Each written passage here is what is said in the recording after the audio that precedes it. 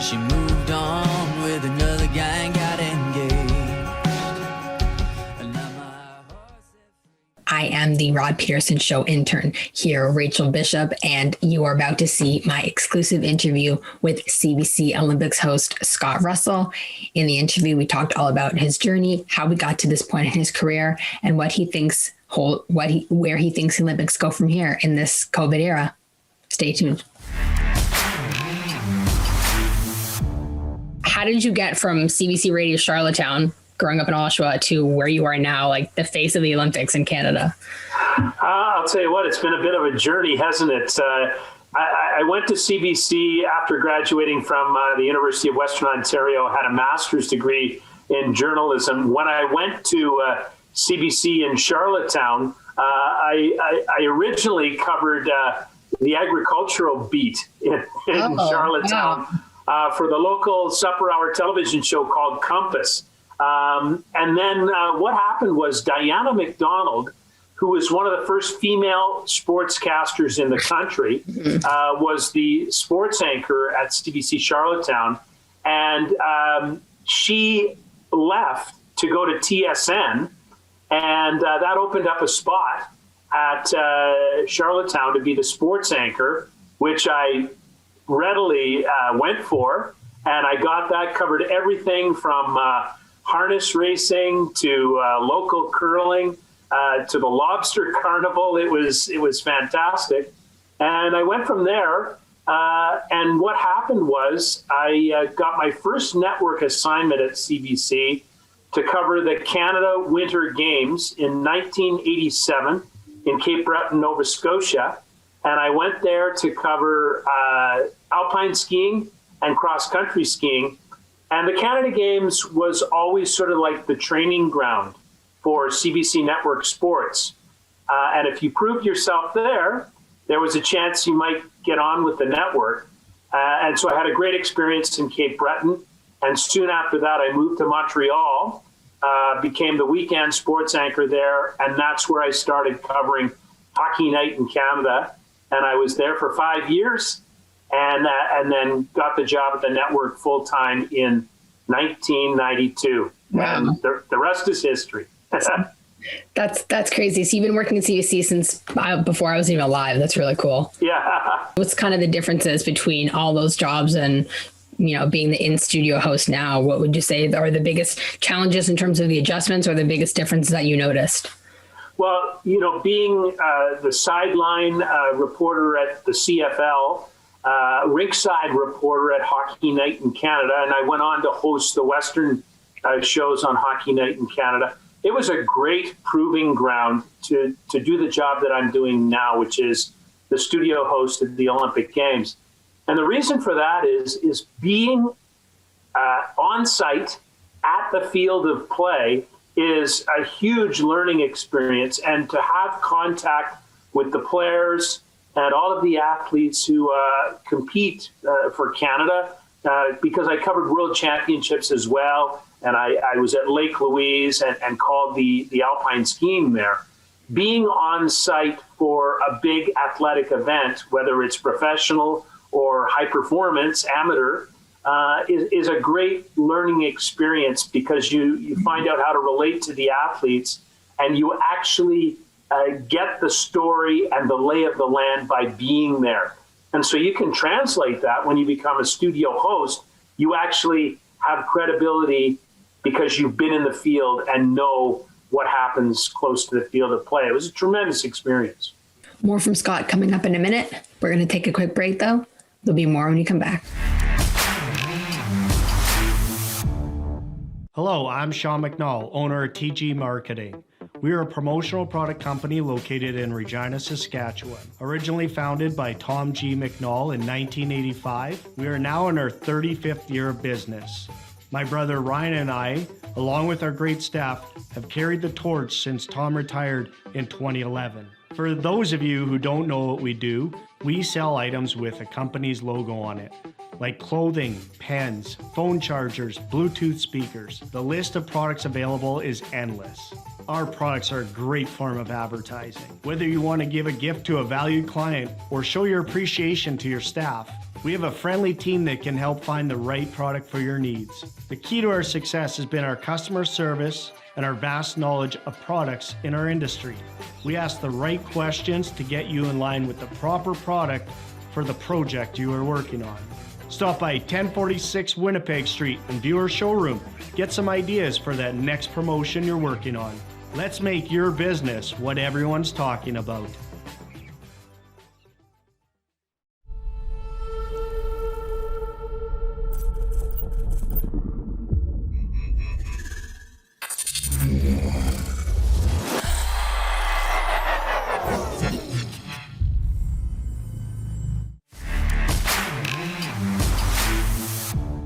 The Olympics is like your baby, and that's what everyone knows you as. So what is it about the Olympics that you love so much more than these other events? Or maybe you love the other events just as much, I don't know. But what is it about the Olympics that you're so passionate about? Well, I think the thing is the Olympics are much more than a sporting event. These other events are really based around performance and sport. So whether it be NHL hockey and the Stanley Cup playoffs, it's a sporting event. Same with the Grey Cup, the CFL, or the World Championships of whatever sport you want to talk about. The Olympics is tied to something which is called the Olympic movement. There are a set of values attached to it. There's an Olympic ideal, which is to bring the world together in a time of peace to demonstrate what is humanly possible. And the Olympics are open to people of every race, faith, gender, orientation, and circumstance from every geographical region of the world. So the Olympics are a much bigger thing. They're a much more ambitious enterprise. And, I first sort of fell in love with the Olympics when I went to summer camp in Ontario, in Halliburton. And every summer we had the mini Olympics, where, the baseball diamond was all decorated with bunting and torch-bearing runners arrived by the war canoe at the beach and lit the cauldron, which was atop the baseball diamond. And the entire camp was divided into country teams.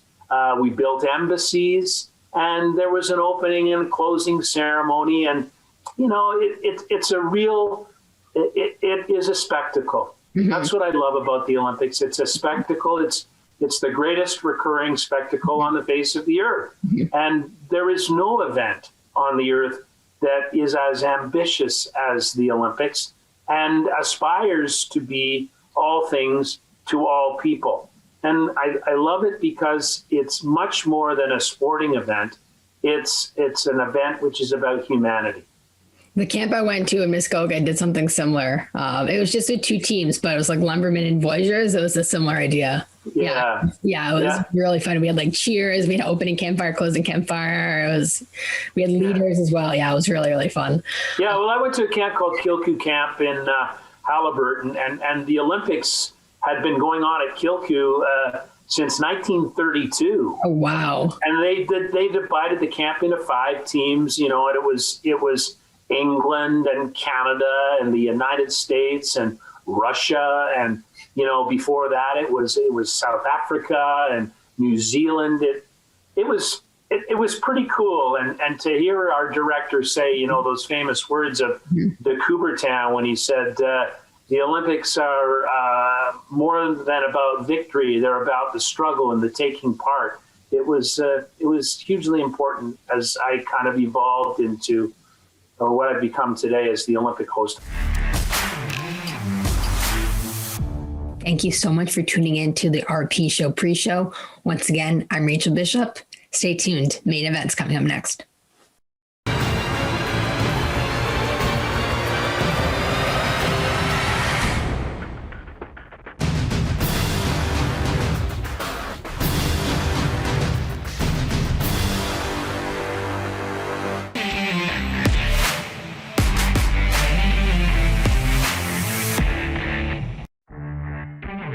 Right now,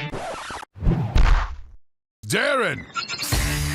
Andre, DuPont, the old Philadelphia Flyer tough guy, was nicknamed Moose. And you being a tough guy. Right. But in hockey, when I was younger, another player came across the middle and made the most devastating check I've ever made in my life. Take off the helmet, and it's a girl. And so the coach slapped her. Attaboy, Moose.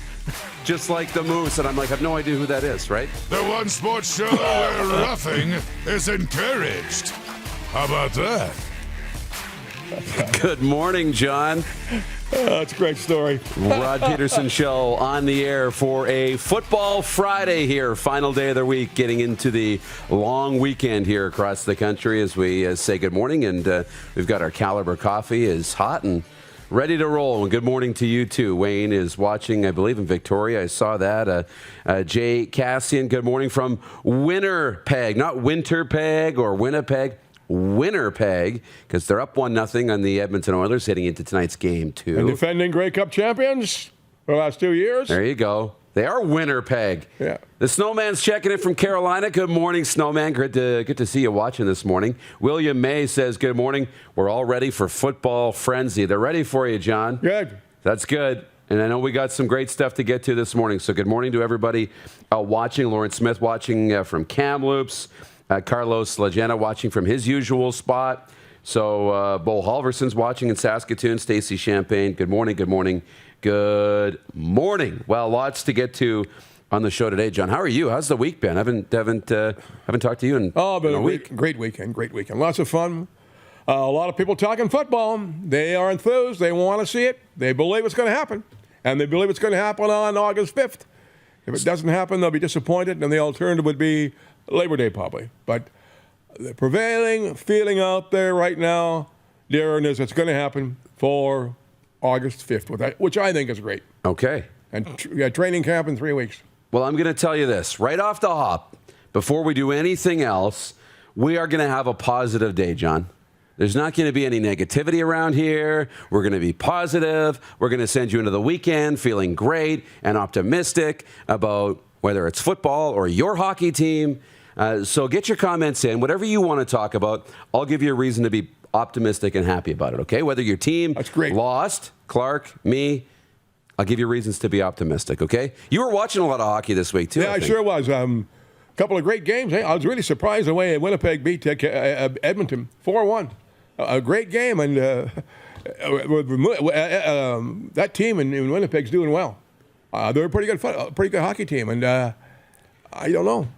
The Oilers can't do it in the playoffs, eh? I know. Back in my era when I was a kid, automatic. 5 Grey Cups in 7 years, 5 Stanley Cups in 7 years. Got to get the sports right. But not now. It's I thought the Jets looked just terrific. You watched the game last night, Leafs and Habs? Yeah. Oh, what a winning goal, eh? Wasn't that incredible? Paul Byron. That was a great game. That was a super game. And I'll tell you, in the Edmonton-Winnipeg game, the game's rolling around. We're in the 10-minute mark of the third period. All of a sudden, they stopped the game, eh? Yeah. Because a shot by Lord Stanley from the blue line. It was a howitzer, eh? Went into the back of the net out before anybody saw it, but somebody did catch it. So they stopped the game to look at it and review it, and it should have been a goal. It went in, back out. It was a goal, so Winnipeg was given the lead of 2-1. And after that, it was pretty easy pickings for the Jets. They got 2 more empty net goals and certainly controlled the game. And I don't know, Oilers weren't very effective at all. Nobody was very effective for the Oilers. Yeah, it's tough. And we got lots of time. We'll get into teeing up tonight's game, Oilers and Jets, a little bit later on. Jack Fulton watching from snowy southern Alberta. Kyler, good morning from snowy Cudworth, Saskatchewan. Good to see you guys watching. I saw this on must have been Facebook or Instagram yesterday. You know why they call it May, John? Why? Because it may rain, it may snow, it may be sunny, it may... Oh, that's pretty good. Pretty good. That's so true, isn't it? So true, but I know. Isn't it? All my life, you're counting on May, April to be nice and warm. And they can be for 3 or 4 days, but then they get cold. Look at last week, eh? Beautiful week. Fantastic week. Equivalent of 82, 84 above. Then on the weekend, just terrible. Snowing, cold, icy, slippery out there. And it's miserable today. Just a miserable day. Prairie Mobile text line's open, 306-840-8777. We'll get to your comments there. And also up on the big board, too, Facebook, YouTube, those of you watching. And if you're on Game Plus Television Network, pull out your phone and send a text, 306-840-8777. But Jordan, let's go with the quick six show topics. Leafs Habs last night, 2-1 Montreal. So much for Craig Button saying the Leafs will win in 4 games and Montreal won't win a game. So much for old Craig Button. Eh? But look, this is how it is in the playoffs. We look at paths to victory, right? Yeah. And ways you can win. Yeah. And we did that with Dustin Nielsen. We talked about the Oilers and the Jets. And it still remains true. The Oilers, I think, have more paths to victory than the Jets do. The Leafs have more paths to victory than the Montreal Canadiens do. Yeah. But Montreal and Winnipeg both have one very real path to victory, and it's goaltending. Yeah. Connor Hellebuck in Game 1, and Carey Price last night was outstanding. Oh, Carey Price was the old Carey Price. He was fantastic last night. Really incredible. And Hellebuck the other night, he had a great game, a sensational game. But still, that's the path. They can win. I believe right now, I'm thinking now, Winnipeg can win that series. And I hate to say that other side, but I really do think that Montreal's got a real good chance of winning this one against Yeah, no, I agree. And Toronto. one thing that needs to be said, too, nobody is lucky in the National Hockey League. No. We need to get that out of here right away. The Habs weren't lucky. The Jets weren't lucky. Fortunate, maybe. Lucky, no. They're good hockey teams. They found a way to win, right? Yeah. And they did. So, Jets, Habs up. We got to give them kudos. But some people in that. Winnipeg were complaining, that wasn't a goal. That wasn't a goal. But it was. We played it back and forth and back and forth. It was a goal. A great shot by Lord Stanley. In and out like a howitzer. And Logan Stanley. Yeah, Logan Stanley. And it just changed the complete the whole thing. And Winnipeg or Edmonton were beaten after that. And it was 4-1 finally. 2 empty net goals. Wayne Grollo's watching. Says it was a disappointing night for me as both the Leafs and Oilers lost. I was hoping to see a Leafs versus Oilers division final. Well, it's one game. I still think you will see that. But talk to me in a week and we'll see where we're at then. Point 2, John Tavares. And this was uncomfortable. I've seen a lot of plays like this, John. Not like that specifically, but I've seen players get knocked out. I've seen players down for long periods of time. I've seen players get stretchered off. I've seen ambulances, whether it's on a football field or a hockey rink. But for me, when that happened and you have a silent rink like that, and the way he fell back when he tried to get, I was really uncomfortable. Yeah. And that doesn't happen very often. No. It was hard to watch. It was hard to watch. Everybody was saying it accidentally. Of course. But I didn't think it. I thought it was more intent there than I've seen in a lot of situations. But the prevailing feeling out there is it was accidental. Well, I don't think that I don't know that there was any intent to it. I mean, Corey Perry and John Tavares are great buddies. Are close, but in that situation, you don't know who's on the ice. It moves so fast, right? You don't know who's down there. But we often are so quick to pass judgment without really understanding what's happened or any of the information. But I get it. We can only use the information we have, right, when we make these assessments on, the fight. And that's what everybody wanted to talk about last night, and it's the subject of our Capital Ottawa Universal Collision Center daily poll question. And we'll see how Clark decided to word this, but it's basically, do you agree with the fight last night? Do you agree with the Foligno-Perry fight following the John Tavares incident? And 69% of you are saying no. I'm surprised it's as high as 31% saying yes, John, because it was rousing saying the fight was not necessary. Yeah. And I'll start this off by saying I agree with you. I think the fight was completely unnecessary. I think it was an accident. But I'll tell you why I think it happened.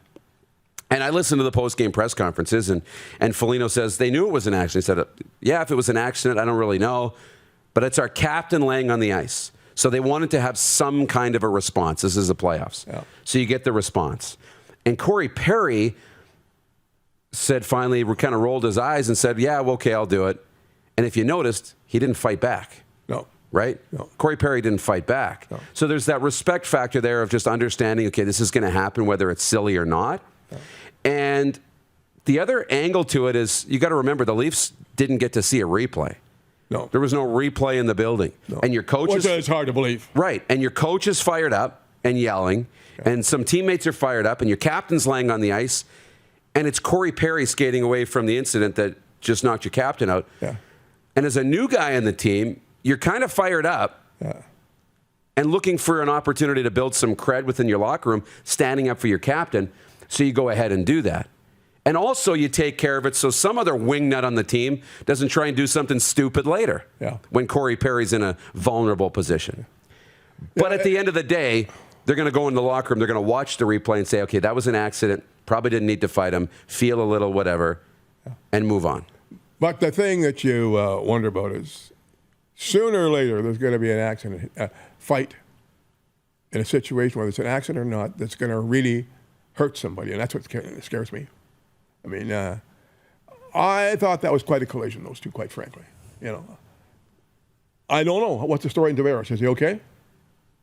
Well, he's been released from the hospital. He went to the hospital last night, and producer Clark just lets me know that they've announced he's at home and resting now. So,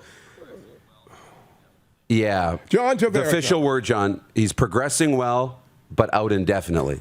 John Tavares, much talked about hockey player as a kid, comes to in New York, does a so-so job there over the years, gets traded to Toronto. Do you think he's helped them that much? John? Yeah. Almost a point a game guy, but is that worth $11 million? No. I'm not sure. You know, it's funny. Comments are rolling in about is that fight justified or warranted. Rod chimes in this morning, and he'll be back in this chair on Tuesday. Note the programming note. Monday's the day off, the holiday, so we'll be back on the air Tuesday, and Rod will be in the chair. And then the Habs scored immediately. He's right. The fight wasn't about changing momentum or anything like that. It didn't do anything for the team. The Leafs were kind of pretty dull after that for a little while. They sure were. They were. And they scored. Montreal scored immediately after that. That's true. Yeah. James Henderson's watching, I think, in Borden, Manitoba. I'm not as good as remembering all the names and faces as Rod is. That's his superpower. Accident or not, you need to pay the price for taking the captain up. Good for Perry to answer the bell and stand up. But that was kind of like, look it, your brother's upset because you broke his PlayStation and he's going to wail on you. And you just kind of be like, look it, I didn't break it. You'll learn this later that it was an accident. Yeah. But in the moment, you react and have fight. You react in the moment, right? Yeah. So that becomes tough. That's the other side of it. And William May echoes those thoughts. After the hit, the Leafs were not themselves. So there you go. So Rod says, good day on YouTube. Good day, Rod. Tavares has absolutely helped the Leafs. That's from our intern, Rachel. I think so. I mean, they made him the captain, so obviously there's some value there. But we were looking for him to be a superstar again. Remember when he came back? I think that's what is the unrealistic expectation when you get guys like this, or when guys are drafted first overall. You expect them to be generational talents. Now, he was an exceptional status player in the Ontario Hockey League. John Tavares was. He's one of those upper echelon, top 1% in the NHL kind of guys. But Connor McDavid, Sidney Crosby only come around every 20 years, right? Yep. You know, you can't expect every superstar that you pay $10 million to be that. But it's interesting. So we'll monitor John Tavares' situation, see if he returns at some point. Scary incident last night. But it brings me to point 3. And fighting in hockey, and where you sit on this, and whether you think fighting in hockey is right or wrong, whether you're on the side that there's a place for fighting or fighting needs to be out of the game, it's important to look at the facts. Younger players are fighting less and less than they ever have. There's less and less fighting in the game. And if you're worried about fighting, having a place or not having a place, there's a couple of things you need to know.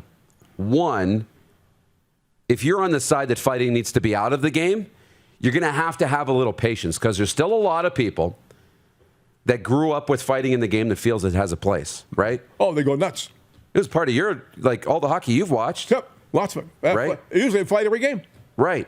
And I would think I'm 34, John, and I'm probably right around the youngest part of the demographic that grew up with fighting in the game. Yeah. Right? I'm probably the youngest part of that demographic, and the younger people aren't as into it. And I think as we start to age up and less of the demographic is from that group that grew up with fighting, you'll see the fighting go with it. I mean, it was just 12 years ago that there was around 0.64 fights per game. That's a little more than a fight every 2 games, right? Yeah.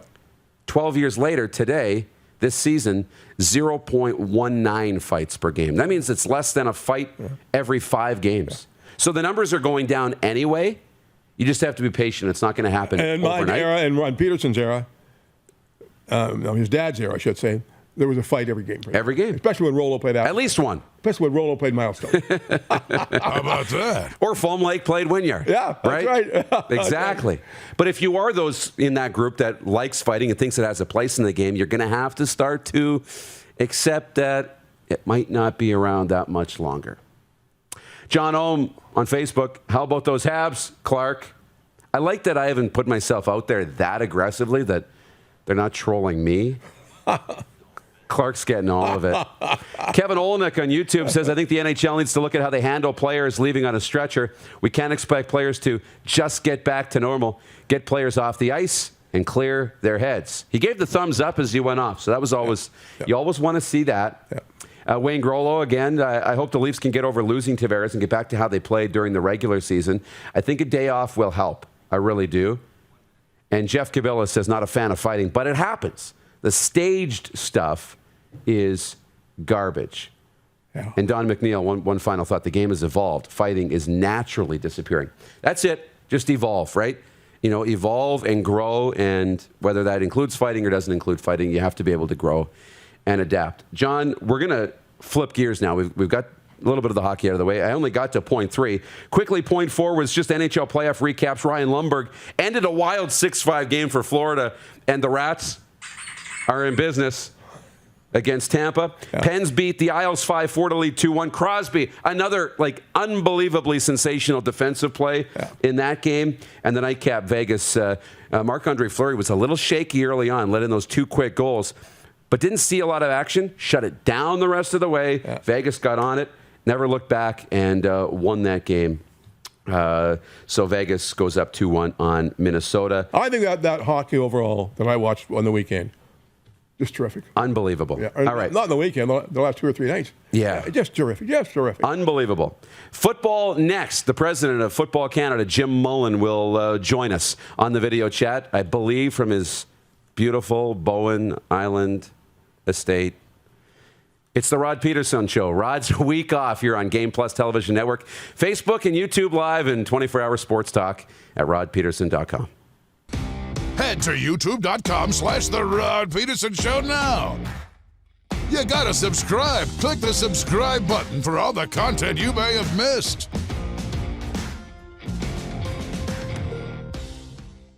Universal Collision Center is Saskatchewan's premier auto body shop. Our extensive process ensures that every vehicle that comes through our state-of-the-art facilities is returned pre-accident condition, and that every UCC customer experience is an easy one. We're certified to repair all makes, all models, and all luxury brands, and Universal Auto Spa offers full-service detailing packages to suit you and your vehicle. Plus, we're the official body shop of your Saskatchewan Rough Riders. Universal Collision Center, 3910 Rochdale Boulevard and 2355 First Avenue in Regina.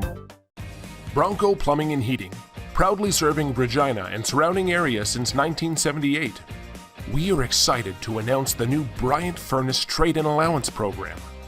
If you have a working Bryant furnace, 15 years old or less, you may be eligible to receive a new furnace at a discounted rate.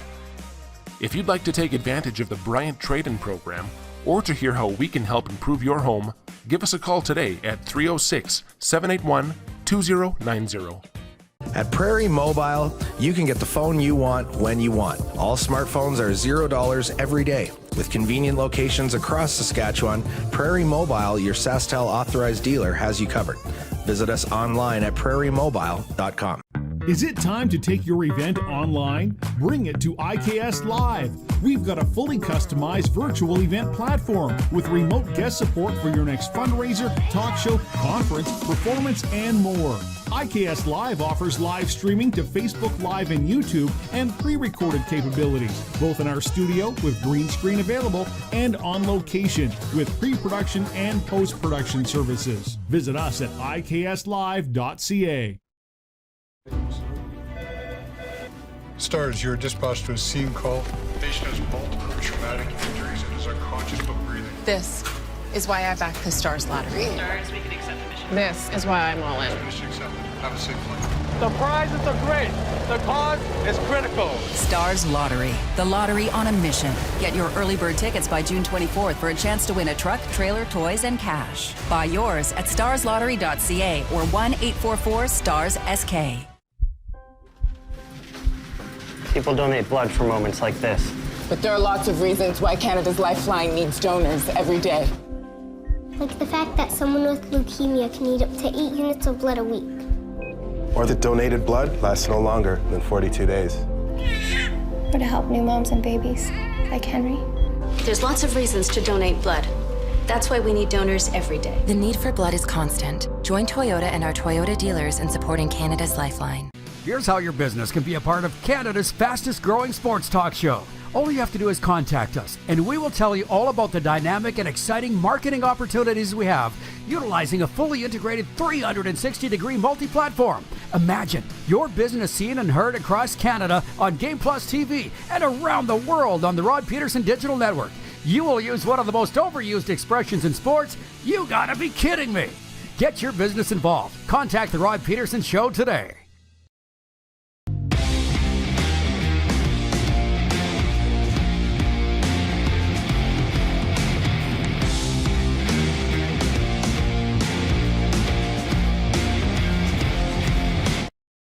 Hey, honey, can you get one of the kids to show me how this Twitter thing works? Honey, I need to get on Instagram. Time for more of the Rod Pedersen Show. All right, welcome back to the Rod Pedersen Show on a Football Friday. And John Lynch is here. His appearances every week are for Wheaton Kia. And it's been a quick start to the show. Lots of hockey, but we're going to shift gears here and go out on the video chat to Jim Mullin. He's the president of Football Canada and the host of Crown Gridiron Nation on TSN. I see the island, the water out behind you. Is that on purpose, Jim? You know I'm envious of your great spot out there. That's the way I kind of set up the studio here. That's Horseshoe Bay behind me, just around the corner. And here we are on Bowen Island. The actual motto of Bowen Island is tell your friends it's awful here. Basically, we want you to visit and then leave. You should protect that little piece of paradise for yourself. You know, as I said on the phone, we are going to come out there some point this summer, and Rod and I are going to do the show right from your deck. We'll set it up. You just need to make sure we got the internet connection. That'd be fantastic. Yeah, that'd be fantastic. We got the 800-foot deck up top, eh? So we can set you up. Oh, that would be great. You hear that, Rod? I think he's watching, or he's got one ear in. All right, that's on the game plan for sometime this summer. And I also wanted to get this in. I saved this for this week. So Nelson, our content creator who's watching, I need you to clip this so I can tweet it. But the three things that I love about Canadian football, okay? Pat Griffith Stadium on a Friday night, conversations with all the amazing coaches and football people in this country, and Grey Cup game day, the whole thing, from when you wake up until they award the trophy at the end of the day. Those are the three for me. What were yours, Jim? First of all, it was field dimensions, because when you look at the field dimensions, it gives athletes the opportunity to do more on a bigger field, especially these days. I think, you're just having a hockey discussion. You could make the case that a little bit more ice space with the size of the athletes and the development of the athletes could give them more opportunities. 12-man also gives you the opportunity to watch and see more happening on the field. I think that is fairly key. And the other thing is that I think Canadian football, not just the CFL, but right across the board, is kind of a mirror of where we've been and where we're going as a country. It's a great cultural tool and reference, I think, for all of us in Canada. I love that. John, think of your three, and I'll get you guys in the Facebook and YouTube comments or on the Prairie Mobile text line. Send us the three things you love about Canadian football. It's going around social media, so we got tagged in that over the week, and we'll get that out. John, you got any thoughts? Lynch? Well, what I love the most about Canadian football is wide open, and the long passes, the wide open field, the running of the game, long runs. And then just wide open, and the size of the field. I just love it. Yeah. I believe that. That's awesome. So how are things in your world, Jim? Is this as positive a week as I've been making it out to be all week?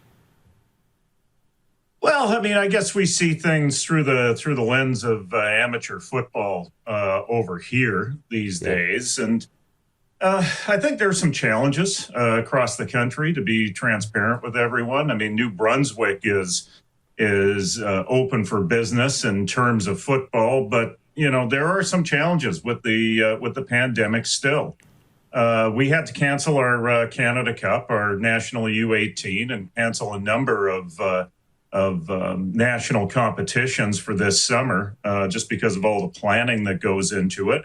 We're hoping for interprovincial games in our high performance level, and we've got some doubts, quite frankly, because there isn't that time to evaluate athletes as they ramp up to put a provincial team together to try to play at the end of July. So instead of BC playing Alberta, we might actually have BC playing Saskatchewan at a high performance level, for example, depending on how the pandemic and vaccinations play out. But in terms of the CFL and in terms of playing in 2021, I think there's some positives there.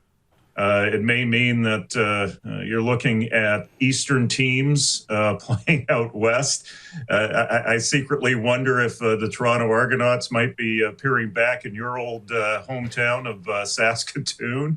That's a good idea. How do they facilitate teams in Ontario playing on the road for so long at the front end of this before they can get back into stadiums in early September? Still a lot of questions out there, but I was really boosted by Bob Young's statement about getting out there and playing, and if they're the only team out there and playing, the Hamilton Tiger Cats will win the Grey Cup. So. Yeah, that's pretty good. Pretty easy, even if it's just the O versus the D. And we saw Mark in Ottawa kind of jump on that too, and I think more guys that put themselves out there, the better chance will play. And to your thought, that's what I read in the Montreal Alouettes statement, right? When they said they're kind of expecting to start their home schedule in September. Did they just leak that they're going on the road for a month and that's the plan, right? So that was reading the tea leaves for me. John, you had something. I have to just ask you, Jim. The feeling is, from what I've heard from very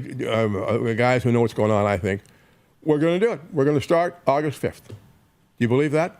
The regular schedule will start August 5th. The training camp will start the July 1st weekend, which isn't far away. These guys that told me that were pretty big guys that know what's going on in football. Well, I sure hope so. I'd say this is a thing that I've learned through all of this. When you're trying to predict around this pandemic, it's a 50-50 proposition. There have been times through this where we've been ready to go on the amateur side with leagues and provinces and competitions and in the summer, where we end the week thinking, okay, we're going to get this thing done, and then there's some piece of information that comes in on the Monday or Tuesday, and it's two steps back. So to try to predict the future on some of this stuff. It's a fool's game, and I would not put any money down on it. But we're just keeping our fingers crossed over here. I think one of the encouraging signs, though, is at the U Sports level and at the conference level, seeing that Canada West is committed to a 6-game season, knowing that U Sports is directing their efforts towards a Vanier Cup on December the 4th, which is a lot later than usual. Knowing that the conferences are online to activate something in terms of high-performance play at the university level, and I know the CJFL is also focused at getting back on the field. There's an effort there. We are going to see football at some point. I just can't tell you when. But don't you think, Canadian-wise, Canada-wise, it's a must we play this year? We can't have another year where you... Absolutely. Yeah. Yeah, I agree. Absolutely, John. We need to get back on the field with our game. We need to show Canadians and re-engage with us. Now, we know that football comes in all kinds of different forms. We got 6 men, we got 9 men, and flag is going to be more important as we move forward into the future. But the thing that gets me right here, it's the 12-man game. It's the 110. It's the 20-yard end zones. It's the 65-yard wide. And when it's played at its highest and most competitive level, I don't think there's another sport out there that outdoes it in terms of the concept of teamwork and what it presents entertainment-wise. Do you think there's any place for the Rock and his group from the States? I don't want to see it, but a lot of people do want to think that could really save the league coming in next year, because they're not going to start till next year. I don't want to see it. How do you feel about it? Well, Mike Mitchell, who's a great writer out of the States that covers the XFL, has basically rolled out a story yesterday that said that the XFL won't be going next year. So if there is any sort of engagement moving forward, it would probably be a 2023 option for the XFL. So we've got at least 2 seasons of Canadian football in front of us. I had a discussion with Randy Ambrosie about 12 days ago. And, the picture that I got from Randy is that, the CFL is interested in engaging in change. How that change looks still at this point is anybody's guess.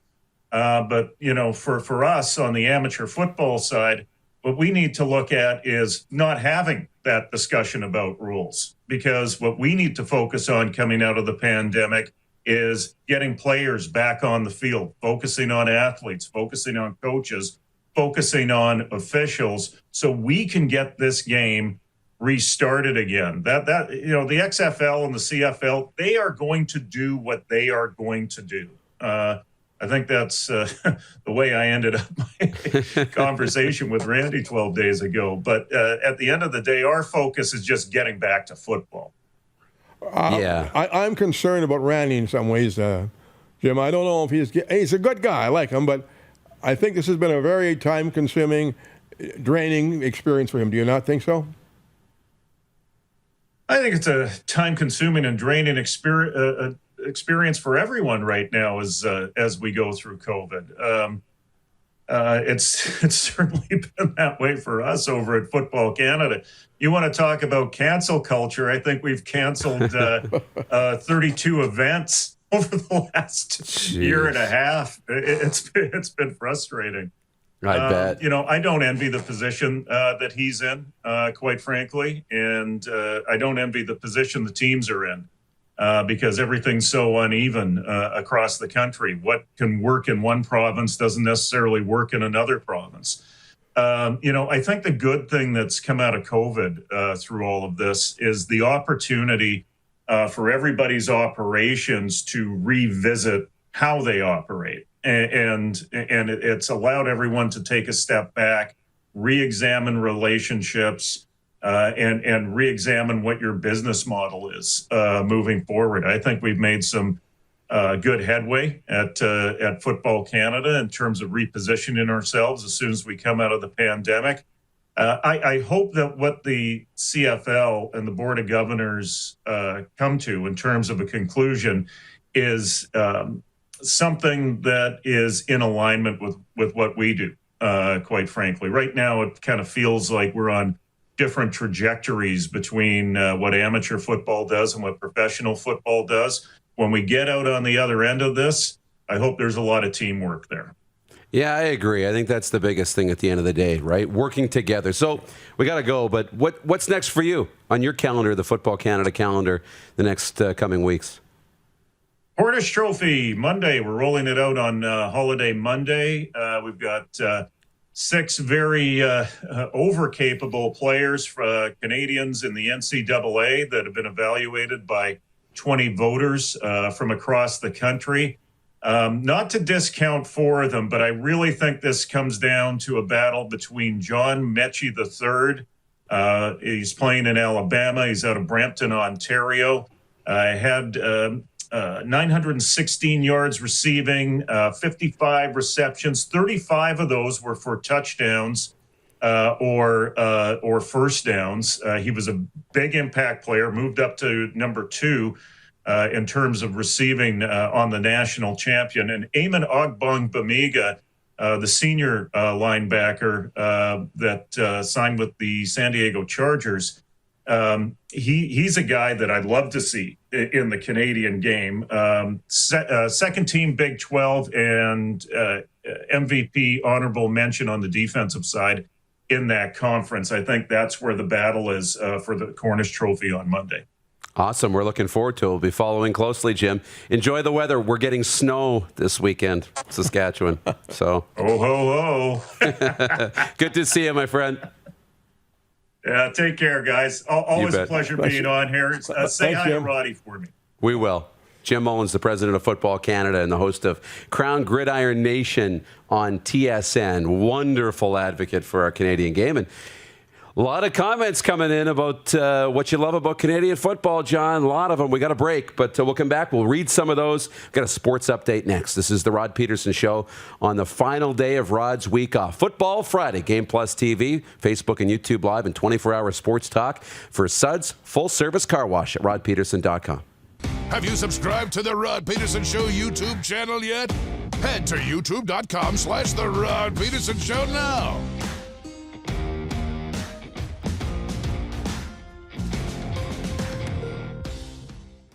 Nestled in the scenic Qu'Appelle Valley, just 20 minutes northwest of Regina, is one of the finest golf courses in all of Saskatchewan, the Deer Valley Golf Club.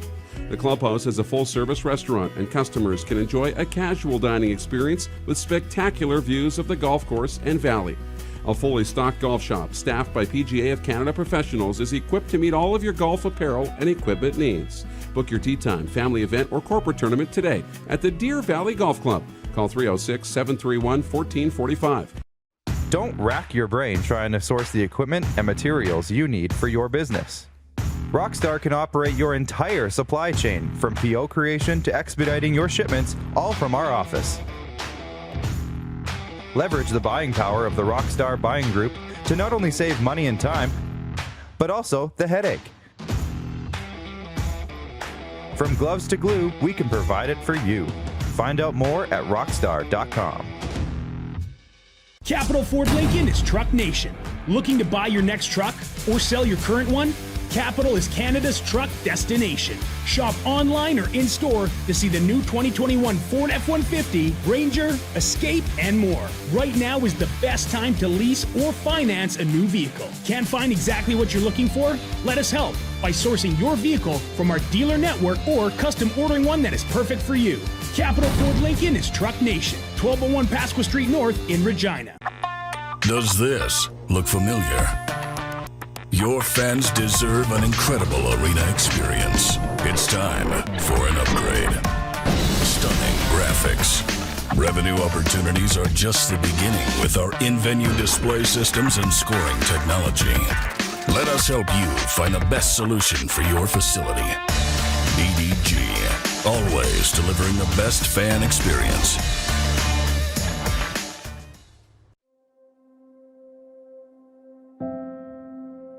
Some of the challenges we face with the CT technology that we have today is some of the deficiencies in around integration with some of our other systems.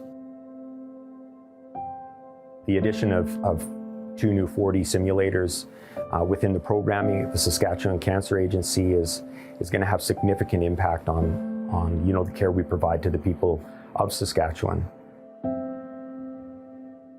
We started Suds Car Wash in 2003. There's a bit of us in every part of the business. I've been working here since I was about 10 years old. Hard to believe it's been 12 years since. Working with my family has been great. My mom and dad have taught us the importance of hard work.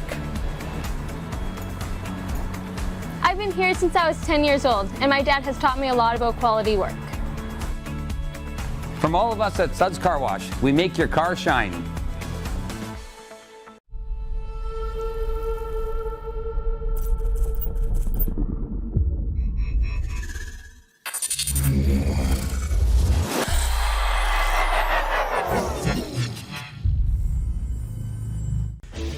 Hey, Rod Squad, now you can join the team with your very own RP Show gear.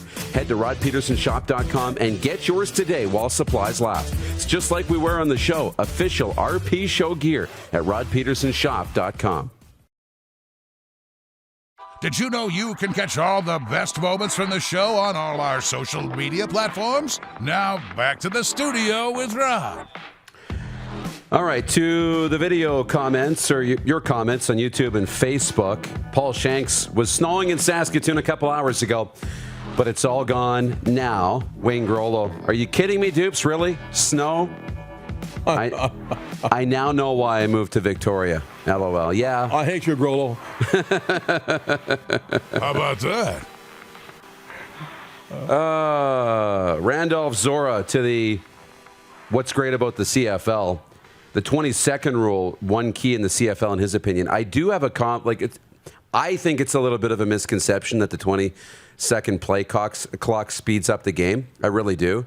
Because in the NFL, it's 40 seconds. Right. CFL, it's 20. Yeah. But the difference is in the NFL, when the play stops and the whistle blows, that 40 seconds is starting right away. Yeah.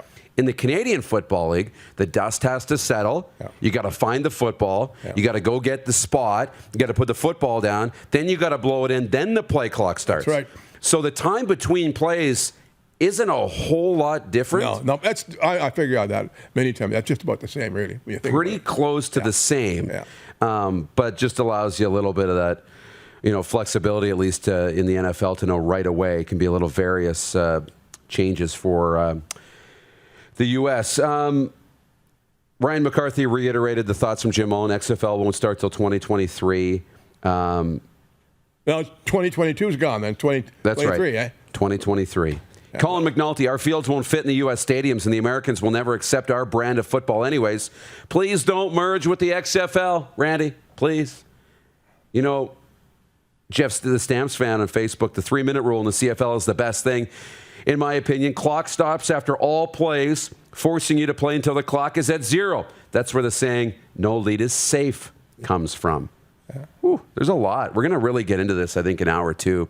Some of these great things about the Canadian game. But to a sports update now, the Montreal Canadiens have won a playoff game against the Toronto Maple Leafs for the first time in more than 40 years. The Habs edged the Leafs 2-1 last night, thanks to a shorthanded goal from Paul Byron midway through the third period. Montreal now has a 1-0 lead in the first-round series with Game 2 set for tomorrow in Toronto. 40 years, can you believe that? 40 years. Oh, my God. Leafs captain John Tavares will spend the night in hospital after a scary collision early in Game 1 against the Canadiens. Toronto coach Sheldon Keefe says the 30-year-old center is alert after being taken off the ice on a stretcher in the first period. We've learned he's now at home, resting with family. Tavares collided with Montreal's Ben Chariot and then was hit in the head by the knee of on-rushing Corey Perry as he fell to the ice. Tough loss for the Blue Jays. J.D. Martinez hit a 2-run homer with 2 outs in the top of the 9th to lift the Red Sox to an 8-7 win in Dunedin, Florida. The loss pushed Toronto 2.5 games back of the first-place Red Sox in the American League East. The Blue Jays start a series with Tampa Bay tomorrow. The Vegas Golden Knights are now in the driver's seat after a big win over the Minnesota Wild. Vegas took a 2-1 lead in their first-round playoff series after beating Minnesota 5-2. Former Ottawa Senators Mark Stone led the Golden Knights with 2 goals. And the Val-d'Or Warriors are heading to the Quebec Major Junior Hockey League's final.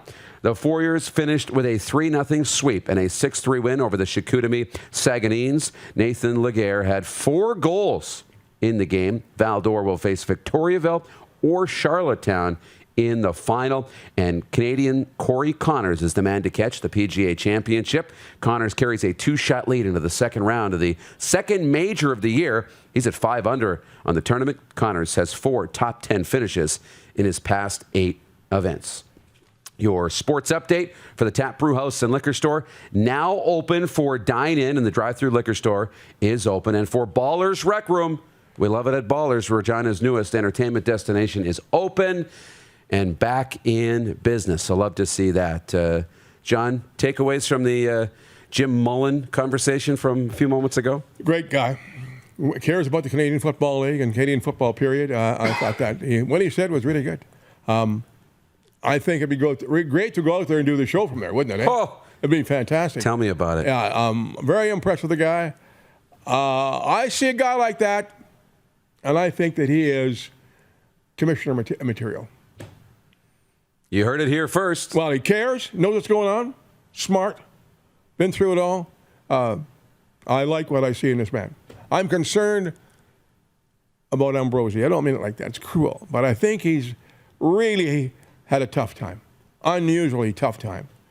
I think the guy is just about beat. I mean, if this doesn't happen for July 1st, I think he'll pack it in. For camp in July. Yeah. Games in August. Yeah. Very interesting. We'll see where that goes. We're going to unpack this. We're kind of out of time in this segment. We've got a little more coming up to the top of the hour. And we'll get to more of your comments like these, especially if you comment like this. We'll read every single one. John Ohm on Facebook. I want to say, Moose, you did a great job hosting this week. Oh, he does say, Rod, don't worry. Still love you, bro. So that was kind of like, you did good, but Rod's still the man. Yeah. Okay. Sucking up will get you places around here, and we'll get your comments read. Frenzy, you just hit the nail on the head on both comments. That's from Randolph Zora. More of your comments, the viewer takeover, and we've got texts coming into the Prairie Mobile text line, 306-840-8777. From wherever you are, fire us a text. We'll read it next. This is the Rod Pedersen Show on Rod's Week Off here on Game Plus Television Network, Game Plus, and our Facebook and YouTube Live, and 24-hour sports talk for Suds Full Service Car Wash at rodpedersen.com. Have you subscribed to the Rod Pedersen Show YouTube channel yet? Head to youtube.com/The Rod Pedersen Show now.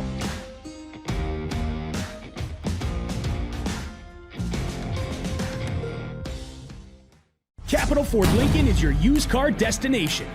We're overstocked and priced to move, so shop online or in-store to get the best deal on any one of our massive selection of pre-owned vehicles. Every pre-owned vehicle at Capital Ford must pass a thorough inspection, ensuring that your buying experience is quick, easy, worry-free, and just like new. So save the depreciation and buy pre-owned. Capital Ford Lincoln is your used car destination. 1201 Pasqua Street North in Regina. In today's fast-paced world, we know you don't always have time to cook a nutritious meal. The Mad Greek in Moose Jaw's got you covered with delicious takeout and delivery specials, even for large groups or occasions. Authentic Greek cuisine, pizza, ribs, and more. There's something for everyone to enjoy. Offering delivery, and the takeout window is open to get your Greek to go. Family owned and operated. For more information and to view the online menu, visit themadgreekeatery.com. Nestled in the scenic Qu'Appelle Valley, just 20 minutes northwest of Regina, is one of the finest golf courses in all of Saskatchewan, the Deer Valley Golf Club. The clubhouse has a full-service restaurant, and customers can enjoy a casual dining experience with spectacular views of the golf course and valley. A fully stocked golf shop, staffed by PGA of Canada professionals, is equipped to meet all of your golf apparel and equipment needs. Book your tee time, family event, or corporate tournament today at the Deer Valley Golf Club. Call 306-731-1445.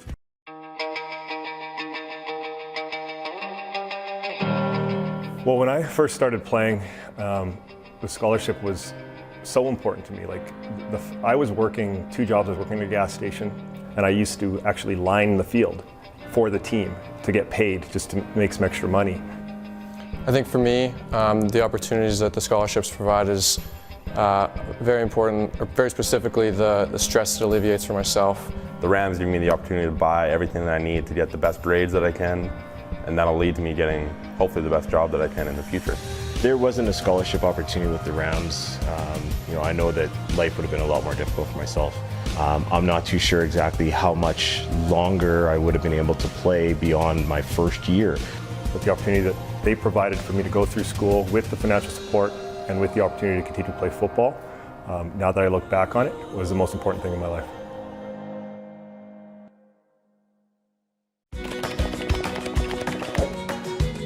Direct West has been the bridge for me from not dealing with social media or digital presence to having a presence. You have to take the leap of faith, so to say, and I'm glad we have. Direct West has helped us out immensely to get our presence online as far as digitally and also with the social media page. To see the results is just puts a smile on your face.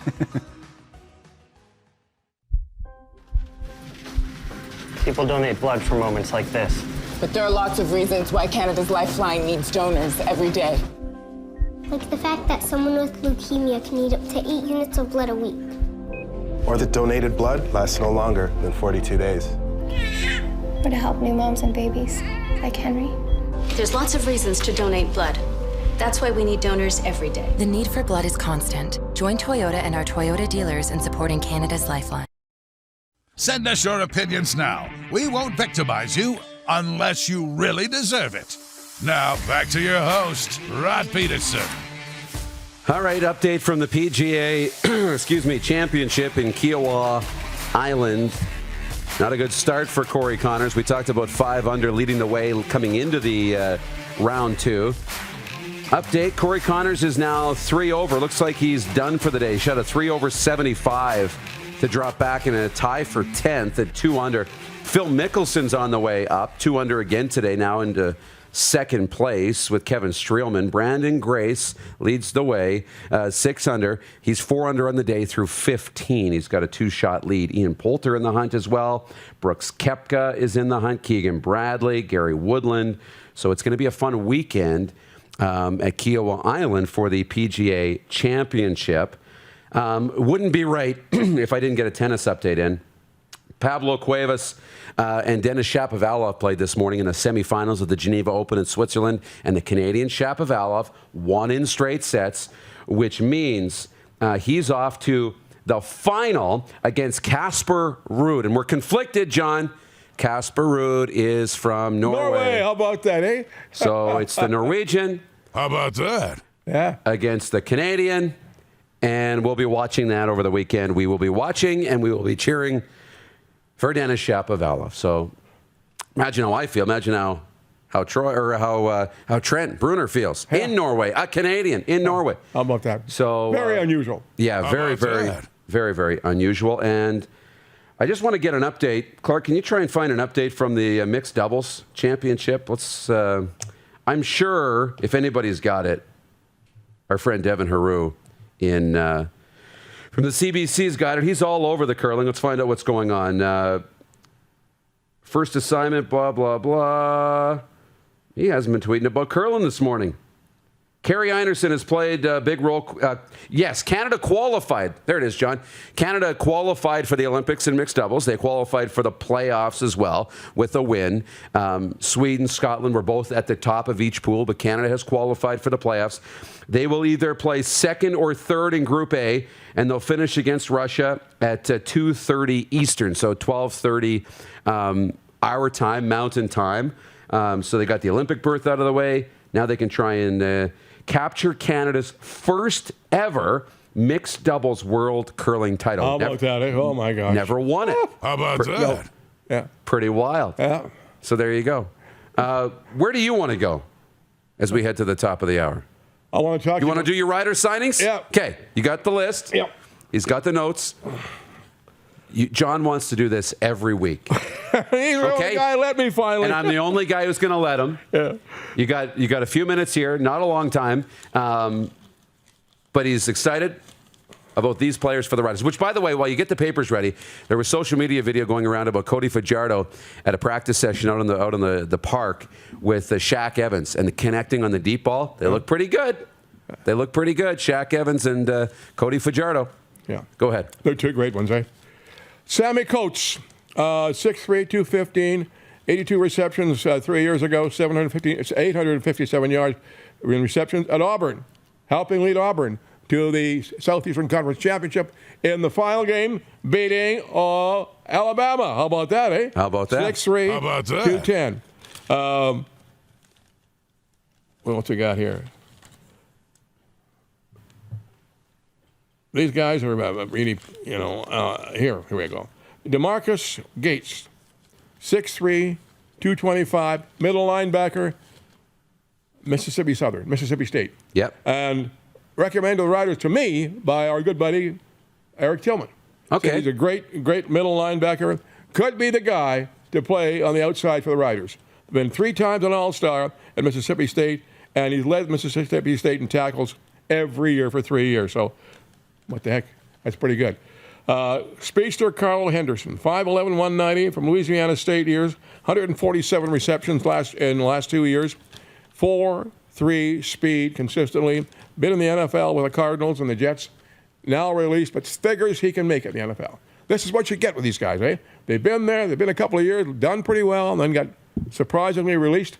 They want to go back. And they've been told, here, come to Canada. Hey, have a good show, put on a good showing. You'll get back. Because the NFL is watching what these guys do in Canada. And a couple of guys that I really want to talk to you about. Sherwin Thorson, 6'4", 255, 355 out of Georgia. Yeah. Defensive tackle helped lead Georgia to its victory over Alabama 4 years ago. So we're excited. And, yeah, very much so. And Jimmy Williams from Alabama 3 years ago. Defensive tackle, outstanding, All-American, been in the NFL for 3 years. Was released last year, surprisingly, in Saskatchewan. Now, apparently he's even here right now. And he was a heck of a football player with Alabama. And Gary Anderson from Texas. All-American defensive end, linebacker. He was in Regina last year, I guess, but he's back again, wants to play in the Canadian Football League. Played for 2 years with the Buffalo Bills. A good prospect. And the guy I'm concerned about, Freddie Williamson from Gators of Georgia, of Florida, I should say. And running out of time. The leading returner in college football, and average kick return for the whole United States 3 years ago. He got it in. Yeah. Good. Got to roll. Hour 2 next. Football Friday on the Rod Pedersen Show. Thank you. Head to youtube.com/The Rod Pedersen Show now. You gotta subscribe. Click the subscribe button for all the content you may have missed.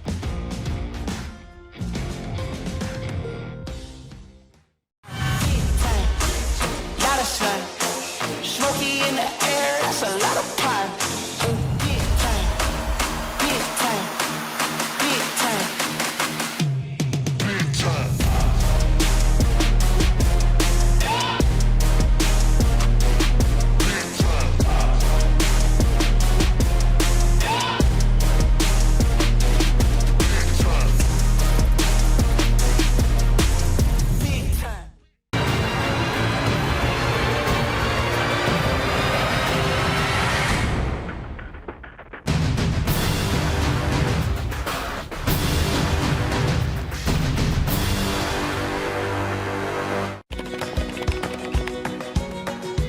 Direct West provides us with stats and analytics, and it's amazing for us to look and see that, each year we're 10 to 20% higher on our Google leads. It's great to see the success that our locations are having.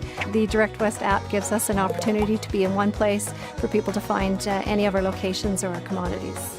Without Direct West, we would have to be in multiple digital places. I would recommend Direct West. They're great to work with.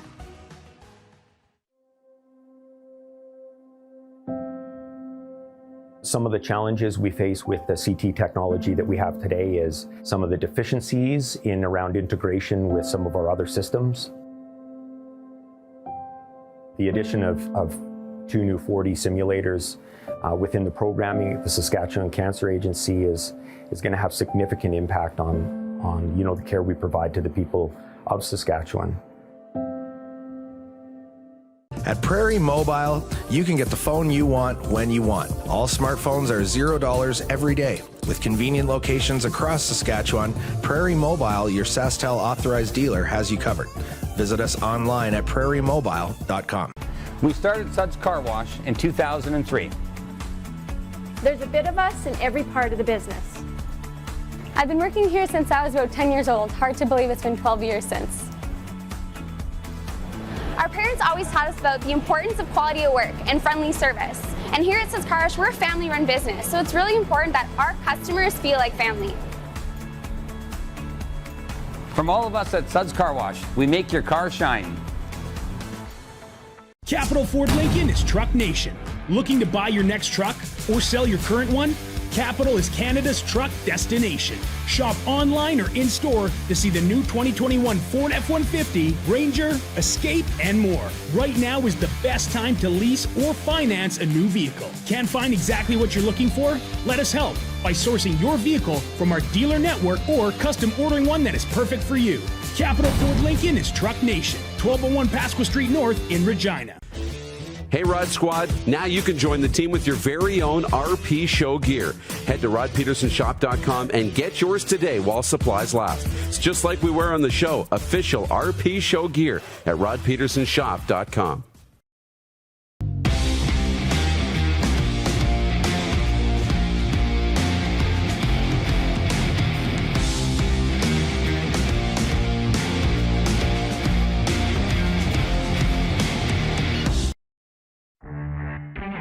Right now, Darren. You know, Andre DuPont, the old Philadelphia Flyer tough guy, was nicknamed Moose. And you being a tough guy. Right. But in hockey, when I was younger, another player came across the middle and made the most devastating check I've ever made in my life. Take off the helmet, and it's a girl. So the coach slapped her. Attaboy, Moose. Just like the Moose. And I'm like, I have no idea who that is, right? The one sports show where roughing is encouraged.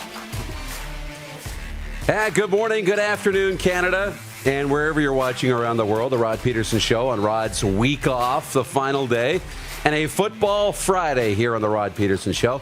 Darren DuPont here in for Rod.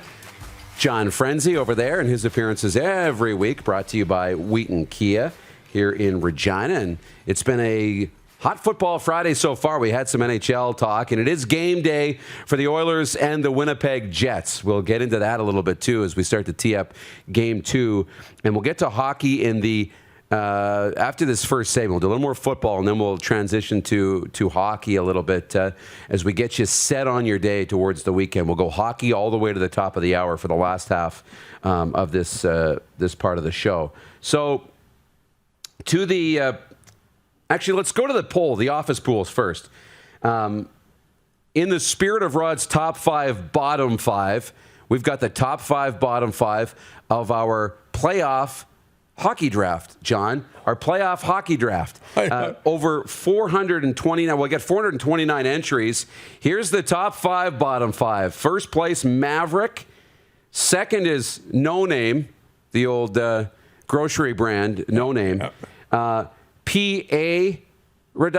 Paradise Raiders. In third with Rieger, which is Austin Rieger, who we know. And in a tie for fifth place is DB McParty, in hindsight. So that's fun. And the bottom 5, I hate to say it. I don't know how to pronounce some of these names, Clark. Blevy Buster, Culetta, Power Forwards, Schrader, 1985, and Miller's Bums, the bottom 5. What I want to tell you, who are these guys, right? Their names are on the right-hand side, so you can see that. But what I do want to tell you is, here, I had it pulled up on mine here, the office pools standings. I'm just going to pull it up. What I love about watching that graphic, John, is for the last, I don't know how many days, in dead last has been me and Rod. We've been in last place. Not anymore. Oh, pretty close. I'm in 419th. I was just outside 1 point. 1 point outside the bottom 5. 1 point. And where's Rod? Rod's moving up. He's moving up. He's not even on the final page of the leaderboard. So I could spend all day trying to figure that out. But how about that, hey? Yeah. The hockey draft. How about that? Prairie Mobile text line's open, 306-840-8777. We'll get to your comments. Brady in Saskatoon writes in, hey, Dupes, this is the Habs team we've missed with all of our injuries. They're finally back to start of season to mid-season form. Grit, heart, and determination, as well as Carey's in playoff price mode. One hell of a game. He did. That's the roadmap for the Montreal Canadiens to win, right? Oh, whatever. No doubt about it. That's the roadmap. No doubt about it. That is the answer. Randy Butler. If you take fights out of hockey, you will see a lot more cheap shot artists come out of the woodwork. Kadri hit, for example. Headshots, knee knockers, lots of uncalled for injuries. Fighting has to stay. Randy in the 306. There are a lot of people really passionate about this topic, and it's our Capital Auto Mall Universal Collision Center poll question. We asked you about the Corey Perry, the Nick Foligno fight last night. Is it something that is warranted in the game? Do you agree with the fight last night after the Tavares incident? We're up to 84% say no, 16% saying yes, they agree with the fight. We got a great photo here, Clark. I'm going to have to send you this photo. Happy Frenzy Football NHL North Friday RPDD show from downtown Edmonton near Rogers Place. Go Oilers. Have a great weekend, everyone. Got the CFL, got the Oilers in here. I'll send that over and we'll play it later. But I don't know if that's quite the name. Happy Frenzy Football NFL North Friday RP/DD show. I'm going to say that every time we go to break.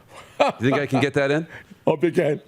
That's pretty good. And one more, Frank in Toronto. Gentlemen, the CFL is dead in Vancouver to Montreal. MLS has taken over the younger generation in these cities. And there's no interest in the bottom line. Thanks, Frank from Toronto. Well, you worry about that. You do. I sure do.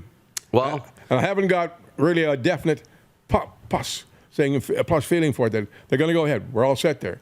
They talk a little bit, those three cities, but not too much. I'm concerned about it. Well, we said it was going to be a positive day. We're going to send you into the long weekend feeling good. And on that note, let's go out on the video chat and join Justin Dunk from 3 Down Nation. Are you golfing this weekend, Justin?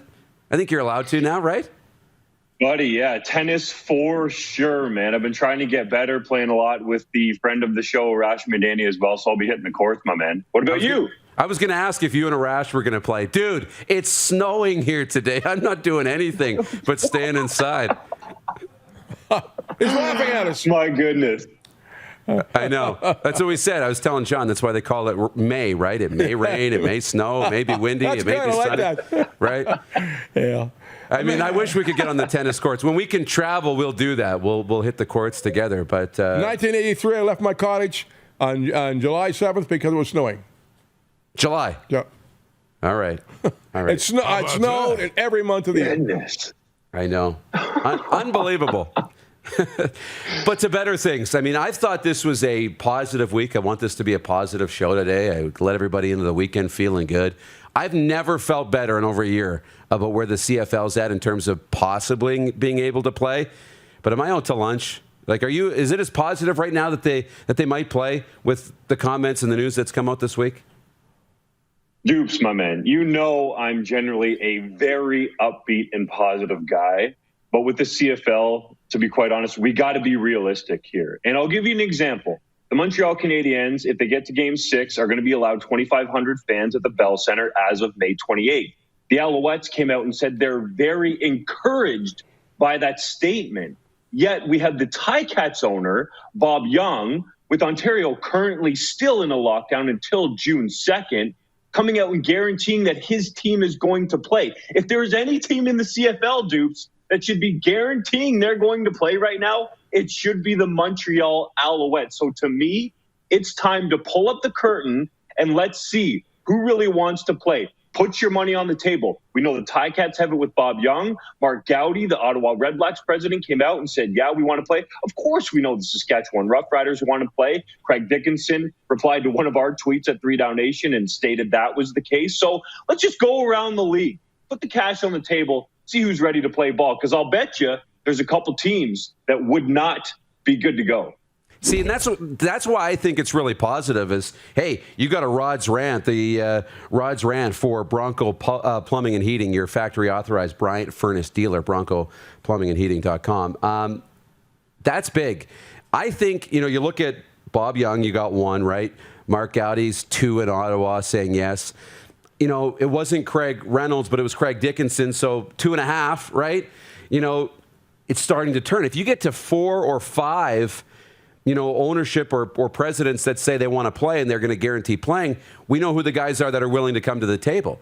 And then you start to know who those other guys are. Can public pressure start to build enough that they say, okay, I'm done with this negative publicity because we can zero in on who doesn't want to play. Okay, we'll play. We'll join. We'll pay for the bubble or the hub or whatever it takes. Do you think that could happen? You hit it right there, buddy. I do think that's what's exactly happening right now. I think that's what Bob Young is doing. I think that's what Mark Gowdy is doing because they know behind the scenes who doesn't want to play. And you're lining up the teams, right? We know for sure Wade Miller wanted to play football in Winnipeg last year. So he'll have the same thought this year. Edmonton hasn't even touched their reserve fund. They've got the cash to do it. I would imagine Calgary would go along with it as well. I've heard from people that I've talked to at the federal government level that say out in Alberta, it's kind of like the wild, wild west. They'll do whatever they want. They actually thought that there would be fans there first out of any other province in the country in terms of the NHL team. So let's count those teams in. And I've also heard that Ricola Lacheur with the BC Lions feels that it's best to play to protect the brand of the team, the brand of the league. So we just narrowed it down there really quick to two teams. The same two teams that kept the league off the field last year were the Alouettes and the Argos. So let's start putting the pressure on them and getting football on the field, my man. You want to talk about positivity? I'm with you. Let's out them. Let's put it out there, and let's see who's actually serious about this. Yes, my man. That's what I'm talking about. Another Rod's ran for Bronco Plumbing and Heating. You're authorized. Your factory authorized. Do you really believe, Justin, that the BC Lions are going to play? Are willing to do it too? I do. Based on what I've heard, I think BC would be in. The interesting part, guys, is going to be when the rubber hits the road and they actually have this vote at some point. Last year, it wasn't unanimous. That's what kept the league off the field. Now, some people said it was a 7-2 vote in favor of playing. Others said it was 6-3. You know, maybe the Lions were on the fence there a little bit. But I believe this year they are in. So it's about getting those other two teams, the Argos and the Owls. I hate to keep hitting on it, but it's the truth, in and wanting to play. And the Alouettes really don't have a reason now. They know they can at least get 2,500 fans outside if the Canadiens can get 2,500 inside. And that was at the end of May, guys. Imagine what could potentially happen if they hit that target date of August 5th. I do think the season's still going to be slid a little bit just because we're still in the lockdown in Ontario and Manitoba. The numbers are high and they're in a lockdown as well. But I think we could be playing football in the fall. That's why I said positive show today. And, you know, also, I mean, we do want to be realistic. And I believe that, you know, a month from now, we will be in a completely different world than we are today. We're in a different world today than we were 6 months ago. So things can change. This momentum might stop. But right now, heading into the weekend, it's super positive. Now, I was reading into that Alouettes statement when they said this is really positive and we expect our home games since they're going to start in September. And I was like, wait a second. We haven't seen a schedule yet. Are you alluding that you're going to play your first month on the road? Or all the Eastern teams coming west? It makes sense. Did they leak something?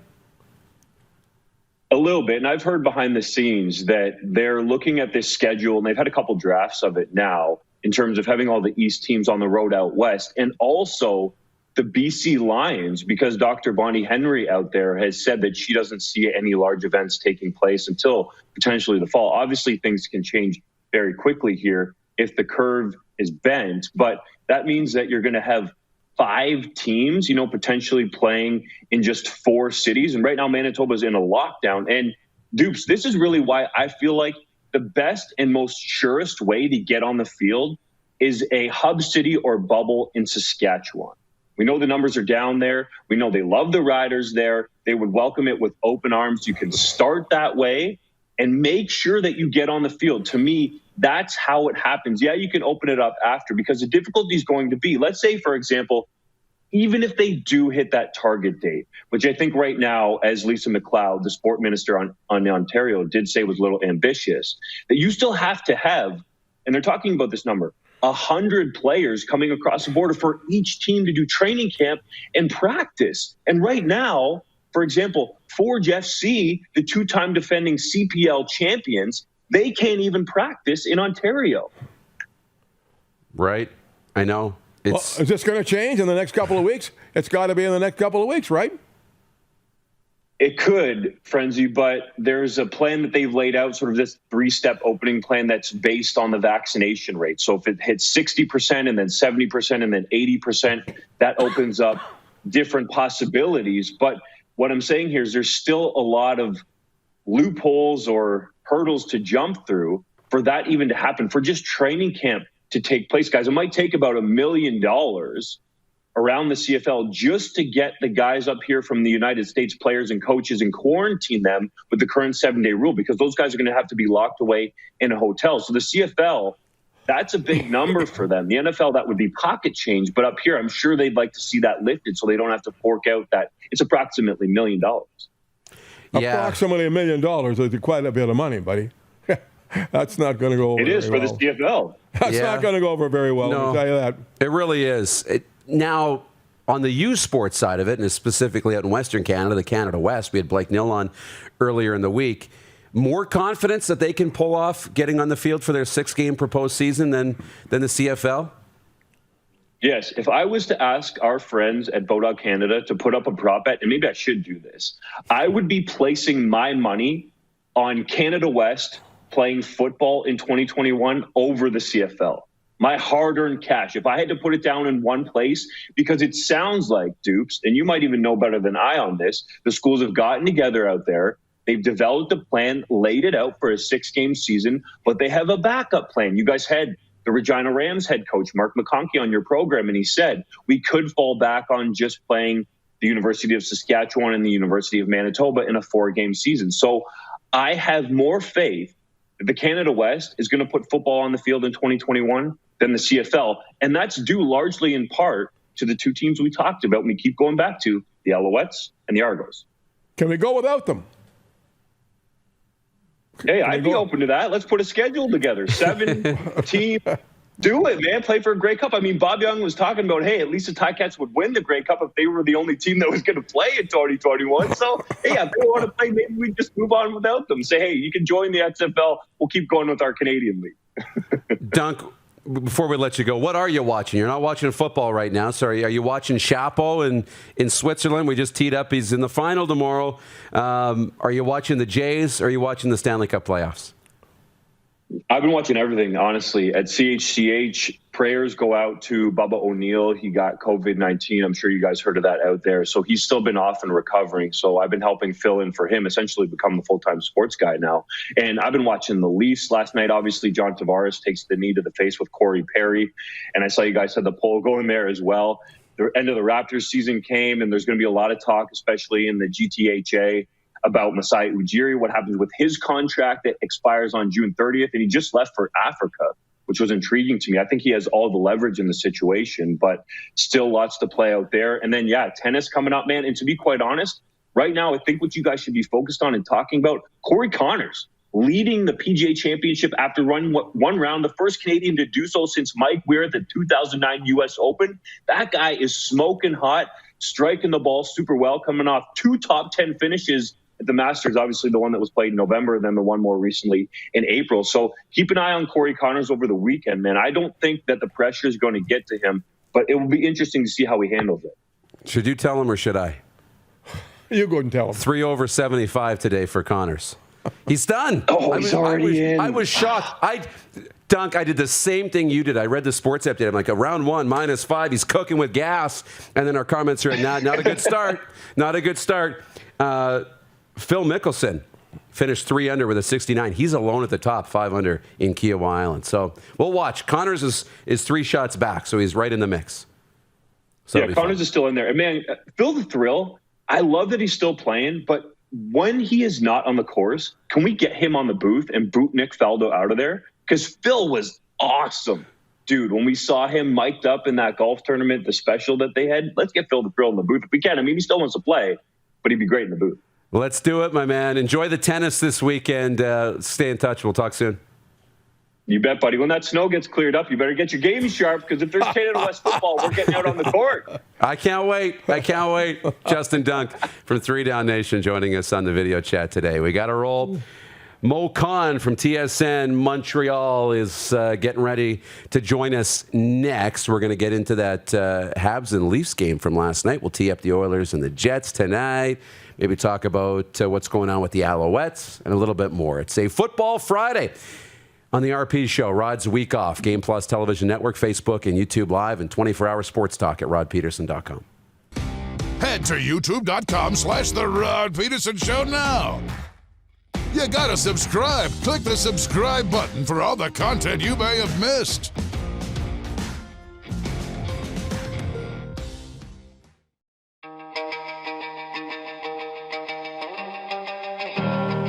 Well, when I first started playing, the scholarship was so important to me. Like, I was working 2 jobs. I was working at a gas station, and I used to actually line the field for the team to get paid, just to make some extra money. I think for me, the opportunities that the scholarships provide is very important, or very specifically the stress it alleviates for myself. The Rams give me the opportunity to buy everything that I need to get the best grades that I can, and that'll lead to me getting hopefully the best job that I can in the future. There wasn't a scholarship opportunity with the Rams. I know that life would have been a lot more difficult for myself. I'm not too sure exactly how much longer I would have been able to play beyond my first year.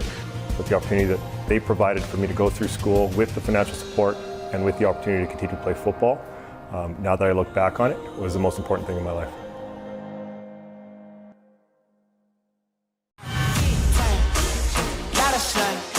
Smoky in the air, that's a lot of pine. Big time, big time, big time, big time.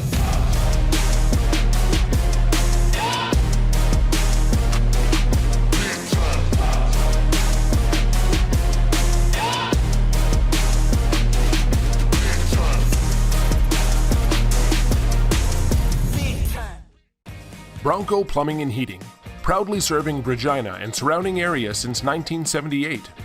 We are excited to announce the new Bryant Furnace Trade-in Allowance Program. If you have a working Bryant furnace, 15 years old or less, you may be eligible to receive a new furnace at a discounted rate.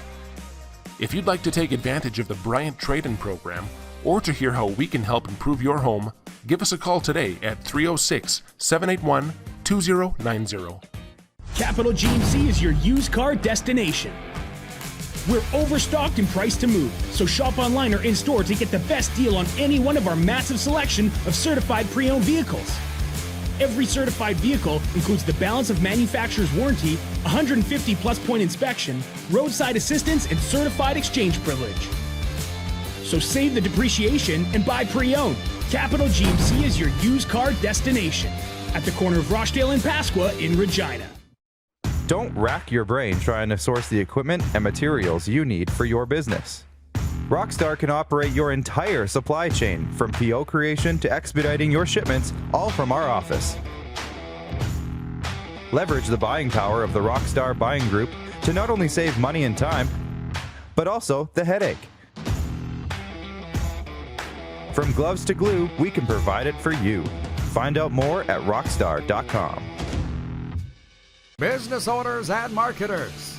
Okay, we know you think we're pretty cool. That's why we want you to share in the coolness factor. Partner with the Rod Pedersen Show and market your business every weekday to sports lovers just like yourself. Take advantage of our many cost-effective commercial and promotional opportunities. Tell the world about your business. Yes, the world. Thanks to Game Plus TV and the Rod Pedersen Digital Network. Contact us today and find out how you can be a part of Canada's fastest growing sports talk show. The Rod. Oh, yeah, he's back. Time for more of the Rod Pedersen Show. All right, welcome back. Football Friday here on the Rod Pedersen Show with John Lynch, his appearances for Wheaton Kia. What are we talking about on the chat here? Larry Dye, is he the only Minnesota Wild fan around? We need to score more than 2 goals. Go Wild. Yeah, they need to score more than 2 goals against the Vegas Golden Knights. They're in trouble now, down 2-1, and the Knights are rolling. They're rolling. Yeah. 4 years in a row, eh? Yeah. Done it. Brian Eitenmeyer says, how did Frenzy find his way there this morning without Pedersen? LOL. I went with him. I took care of it. Did a good job. Right at 9 o'clock, right on the dot. Right on the dot. I'm taking care of everything when Rod's not here. So you said Mo's in, ready to roll. Mo Con, TSN Radio Montreal, joining us on the video chat now. And I know we got lots to talk about, Mo. How are you, man? I don't think we've talked, since that New Year's show we did with, right? That was a 3-hour epic, that New Year's chat that we did. Wasn't with it? You, Nick, and Devon Claybrooks. Yeah, it was a lot of fun, though. No kidding. It was awesome. Good to see you, my man. You're Always, on top of the world today, this morning. Not me. Habs Nation's on top of the world. I think there's a sense of relief that he got at least one game over the Maple Leafs in the first game. But, of course, now it opens up so many storylines for Game 2 on Saturday. And with no John Tavares for the foreseeable future, you wonder what the Leafs will do, whether or not Frederik Andersen will be in net over Jack Campbell. Campbell was not in practice this morning. So a lot more question marks about Toronto than Montreal going towards Game 2. Yeah, it's lots to unpack here. We'll get to the Tavares incident and the fight and everything like that, but your overall thoughts on the game. I mean, Paul Byron, an unbelievable goal. We talk about paths to victory, right? And similar to Winnipeg, Montreal's path to victory is Carey Price, right? And he was sensational last night. No question. I mean, look, if you were to rank the North goalies, I think Hellebuck would be 1. Price would be 2, Jake Allen would be 3 over the other ones left in the playoff race now. But there's no question, Carey Price, I mean, like, he's been up and down, very polarized in the last 3-4 years, given a lot of fans have been upset by the fact that he's not played well at times. And then when he does, the team doesn't do well on the ice. But yesterday was a perfect way of how it was, a low-scoring game. And again, that angst was building up, saying, would the Habs waste a performance from Carey Price that it was yesterday and lose that game to Toronto? But Carey kept them in the game, and this reminded me, Darren, of the game from 11 years ago when they played the Capitals in Game 7 of Round 1, where the similar late goal by Paul Byron in this situation as it was 11 years ago. And it felt like as the game progressed along, the Habs started to gain some confidence and belief that they can beat the Maple Leafs in Game 1. Yeah, I agree. Outstanding. Now, when it comes to the Habs and Dominic Ducharme, I mean, he's looking like a genius this morning when you look at the lineup changes. We all wondered what he was doing with his lineup at times. Kasperi Kotkaniemi didn't play. Cole Caulfield didn't play. Fans wanted it. He's looking pretty good right now. I can't imagine he's going to tinker with this lineup. I don't think he will. And look, we know for Dominic Ducharme, it's still an interim label for him, and he has to earn this job. Right, him and Marc Bergevin, who's entering the final 13 months of his GM tenureship with the Habs, are looking for extensions or permanent status for that moment. I think for Dom Ducharme, for what he did, and look, we talk about his lack of NHL coaching experience in the playoffs. Let's not forget, Sheldon Keefe only had 6 games. So there is a definite equalizer from the coaching perspective. And Dom can get that going in his favor for Game 2 with the line changes and making sure he's got the right guys on the ice for that moment. It will help a lot. But the biggest question mark, I think, for the Canadians going towards Game 2, Darren, will be their power play. 3 times the delay of game call was administered against the Leafs, and they went 0-3 from that perspective. They need to hit on their special teams. If they don't do that, you're allowing Toronto a lifeline to come back, perhaps beat you in Game 2, going back to Montreal for 3 and 4 next week. It wasn't quite Nashville going 0-7 a couple of nights ago. But yeah, you got to make him pay, especially on penalties like that. Now, to the Tavares situation, Corey Perry, where do you sit it? I mean, it's the subject of our Capital Automall Universal Collision Center daily poll question is the fight, right? And where you sit on it. And the majority of our viewers are saying, that fight's not necessary. I don't think it's necessary. Social media doesn't think it's necessary. But, take us through how you were watching that whole situation unfold. I was scared for John Tavares. I mean, first of all, when the hit happened and he tried to get up, I said, and look, we follow sports closely. He was not the same person at that moment, right? Yeah. And then when the Leafs training came on and how they handled him was even a fumble by them because he tried raising him up and holding him back by the neck. And that created more of a chaos from that perspective. And I was scared for John Tavares. I was scared for him because heaven forbid, and hopefully it's nothing too serious from that perspective, but heaven forbid, it could have been disastrous. And even on Montreal radio today, my colleagues, they all thought that it was even more serious than before. And I think for John Tavares to go through what he did, I pray for him and his family that he can overcome this and get back to health sooner than later. But I think from the fight perspective, it's that old school, archaic, horse bleep code of ethics that you must take on that fight if you're the one that created that chaos. And for Corey Perry, he said it was a mistake. It was not intentional at all. And for Foligno to come out there, maybe Foligno's trying to get his team riled up and get them back in focus because we saw Austin Matthews emotional. We saw that Leafs bench emotional and not mentally or physically there at that moment. And I think from that perspective, though, the fight is terrible. Shouldn't have ever happened. You move on. You get him back at a later date, perhaps. But at that moment, why? It made no sense whatsoever for that to happen as it did last night. Yeah, and you heard it in the post-game press conferences, even Foligno saying it's our captains on the ice, but they didn't think it was intentional. It's weird they don't see the replay in the building or they don't get a chance to look at it again, right? And, I mean, you're going to go back in afterwards and watch this and say, that absolutely was an accident. There was no need to retaliate. Yeah, it's a really, really tough situation. I hope that's the end of it. I hope that's it. The only reason I could see the fight is maybe so some other wingnut doesn't try and do something really stupid. games later, right? We've seen that in the past, and it's led to really serious stuff. But, yeah, there's no need for that right now in the game. So, Game 2, does this carry over, or can the Leafs wash this going into Game 2 tomorrow night? I think the Leafs will come back stronger tomorrow night. I'm just curious to know what Keefe will do for his lines. That's going to be the key, because we saw Joe Thornton put in an uncomfortable position where he got exposed on both goals by the Habs last night. You can't have him out there at those critical moments. So what are they going to do for the spine of their forward attack? Alex Galchenyuk, will he be a factor now? And we know about his history with the Montreal Canadiens and how he flamed out with this organization many years ago. So I think from that perspective, I'm curious to see how the Leafs will react with their goaltending and their center position. But the key for Montreal tomorrow night, though, will be this.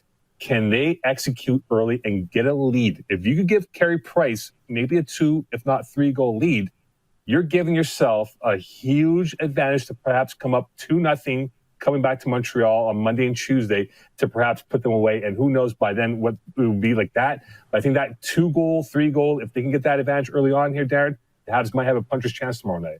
That'll be fun. I'm going to unleash John Lynch on you here on football here in a second. No worries. But there's one more game. There's a game tonight we want to talk about. I know it's way over here in the West, Edmonton and Winnipeg in Game 2, but very similar, right? Jets with the upset in Game 1, behind good goaltending, timely scoring. Sounds like Dubois and Ehlers have a better chance to play. They were in regular jerseys for the morning skate. Doesn't mean they're going to play, but they were in regular jerseys, so an upgrade from the non-contact. And doesn't appear to be any lineup changes for the Oilers. That was a weird Game 1, too. Any thoughts on tonight? Yeah, the flamethrowers were out there, right? Connor McDavid, Oilers choking again. What are they going to do?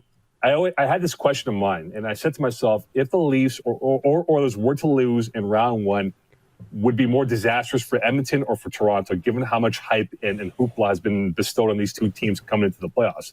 I think in this case for Edmonton, it's going to come down to their goaltending, right? And that's always been their issue, is their defending with their corridor and their goaltending, and how they've been kind of bullied by opponents at this point of the season. And I think now for Edmonton, we can always talk about McDavid and what he does, and he can score 25 million points in a game. But the reality is, in playoff hockey, as we all know very well, it's a lot different than what it is during the regular season. So that supporting cast has to play better if they're going to take one from Winnipeg before 3-4 next week. So to the CFL, Bob Young comes out in Hamilton, guarantees the season, right? Montreal Canadiens announced 2,500 fans in the season. Mark Gowdy in Ottawa backs up Bob Young and says the Red Blacks are in. Alouettes put out a statement that they're encouraged by 2,500 fans and that they're hoping to be able to put fans in the stands to play. But they also kind of hinted and said, they're expecting their home schedule to start in September. Meaning, and I took that to mean, they're letting us know they're planning on going on the road for the first month of the season. Where are we at in Montreal with the Alouettes maybe joining this? Are they for playing without fans or with fans? Where are things at in your mind in that city? Yeah, I think the Owls, unfortunately, because of COVID-19, lost that love affair momentum that they generated from 2019, right? Even though they lost to Edmonton, it was what brought back the fans to the stadium to watch them play again.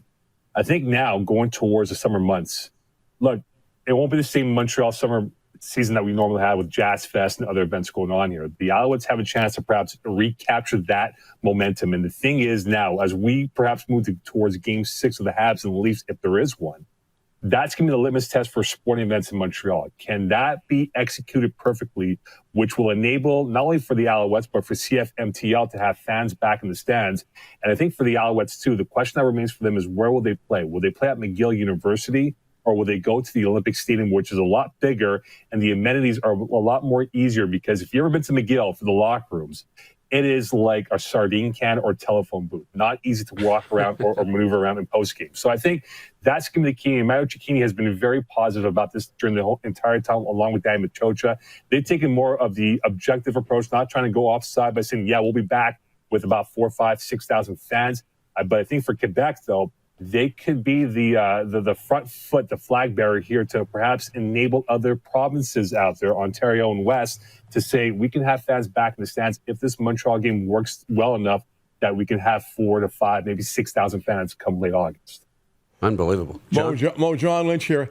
How do you feel about things? Is it going to happen? I mean, you guys got to come back, I think, to make this league go, and otherwise we don't have a league. So a lot of people think we're going to start on August 5th, and we're going to go to training camp on July 1st. What about you guys? What do you think? Is your team going to be there? I would think they will be there because, the sense I'm getting from here is that their focus, Vernon Adams Jr. is expected to be back in the city, I think, within a few weeks from now. And guys are slowly coming back to Montreal. But of course, again, we're all in the same boat of whether or not it will happen. And from the sense I'm getting from a general perspective, July 10th is what people are expecting for a training camp date start for teams out there. Let's not forget, guys, we're now inside of 50 days plus or so, give or take, from that July 10th perhaps start.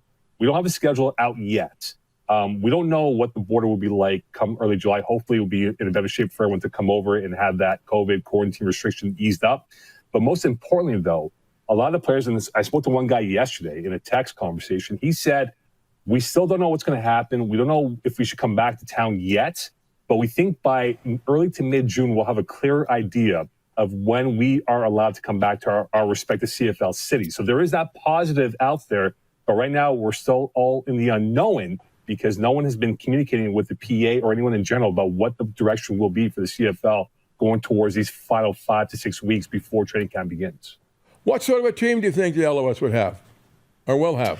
I think, it's funny because if you remember that game against Edmonton, right, that East semifinal game, and Trevor Harris crushed the Alouettes front seven, right?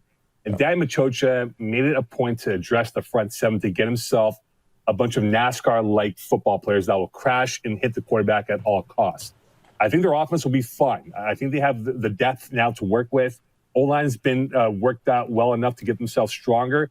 I'm curious to see under Barry Miles how this defense will react because, again, we have not seen them play football in almost 2 years.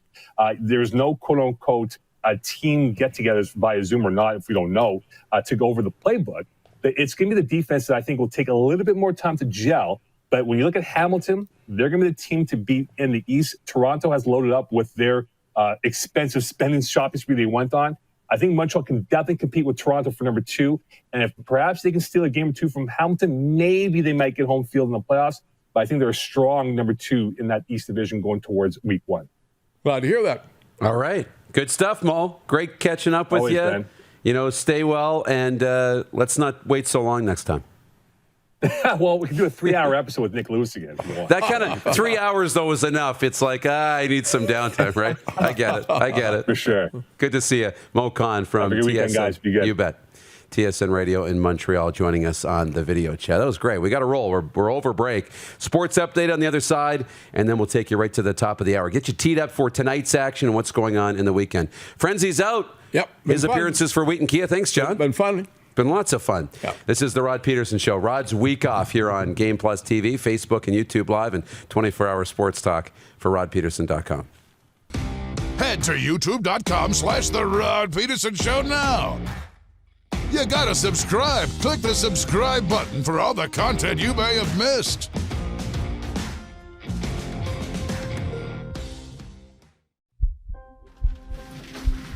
People donate blood for moments like this. But there are lots of reasons why Canada's Lifeline needs donors every day.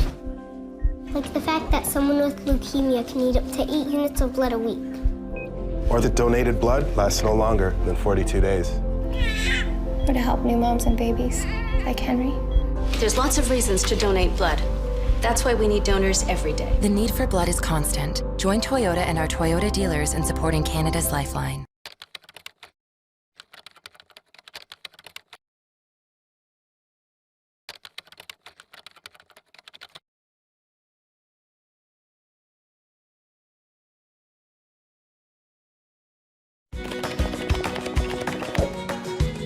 Direct West has been the bridge for me from not dealing with social media or digital presence to having a presence. You have to take the leap of faith, so to say, and I'm glad we have. Direct West has helped us out immensely to get our presence online as far as digitally and also with the social media page. To see the results is just puts a smile on your face. Is it time to take your event online? Bring it to IKS Live. We've got a fully customized virtual event platform with remote guest support for your next fundraiser, talk show, conference, performance, and more. IKS Live offers live streaming to Facebook Live and YouTube and pre-recorded capabilities, both in our studio with green screen available and on location with pre-production and post-production services. Visit us at ikslive.ca. Bronco Plumbing and Heating, proudly serving Regina and surrounding areas since 1978. We are excited to announce the new Bryant Furnace Trade-in Allowance Program. If you have a working Bryant furnace, 15 years old or less, you may be eligible to receive a new furnace at a discounted rate. If you'd like to take advantage of the Bryant Trade-in Program, or to hear how we can help improve your home, give us a call today at 306-781-2090. At Prairie Mobile, you can get the phone you want when you want. All smartphones are $0 every day. With convenient locations across Saskatchewan, Prairie Mobile, your SaskTel authorized dealer, has you covered. Visit us online at prairiemobile.com. Universal Collision Center is Saskatchewan's premier auto body shop. Our extensive process ensures that every vehicle that comes through our state-of-the-art facilities is returned pre-accident condition, and that every UCC customer experience is an easy one. We're certified to repair all makes, all models, and all luxury brands, and Universal Auto Spa offers full-service detailing packages to suit you and your vehicle. Plus, we're the official body shop of your Saskatchewan Rough Riders. Universal Collision Center, 3910 Rochdale Boulevard and 2355 First Avenue in Regina. Hey, Rod Squad, now you can join the team with your very own RP Show gear. Head to rodpedersenshop.com and get yours today while supplies last. It's just like we wear on the show, official RP Show gear at rodpedersenshop.com.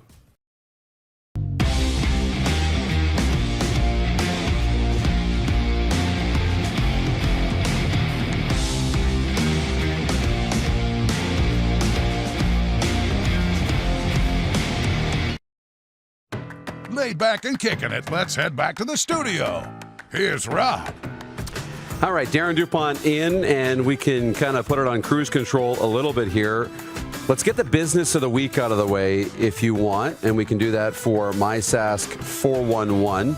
Your business of the week this week, Kehoe RV, proudly serving Saskatoon and surrounding communities for over 45 years. Your one-stop solution for all your recreational vehicle needs. KehoeRV.com for simplified RV shopping and guaranteed satisfaction. Just use the MySask 411 app. It's like a phone book right in your hand on the phone. Unbelievable. All the Saskatchewan businesses are there. Wonderful for our business of the week for MySask 411. To the Prairie Mobile text line, still open here at 306-840-8777. Frank goes on to say the CFL will have problems bringing in the imports. The feds are a problem also in Ontario. September 1st is when activities will be semi-normal. I think the border issue will be something that the CFL will be able to solve, even if it's not open for you and I. NHL did it. I think baseball or basketball and baseball will be able to do it as well. So interesting. Metal Shingle Guy, in order for the CFL to survive after the pandemic, the Heartland will need to share the wealth. Dunk just said it. It's MLSE isn't interested in losing more dollars. And you can't really blame the new owners of Montreal. No dough, no show. Money talks, right? It's the golden rule. He who has the gold makes the rules. Bob in Grand Prairie. Hey, Darren, grab a beer for you and Frenzy and send me the receipt. Thanks, Bob. I appreciate that.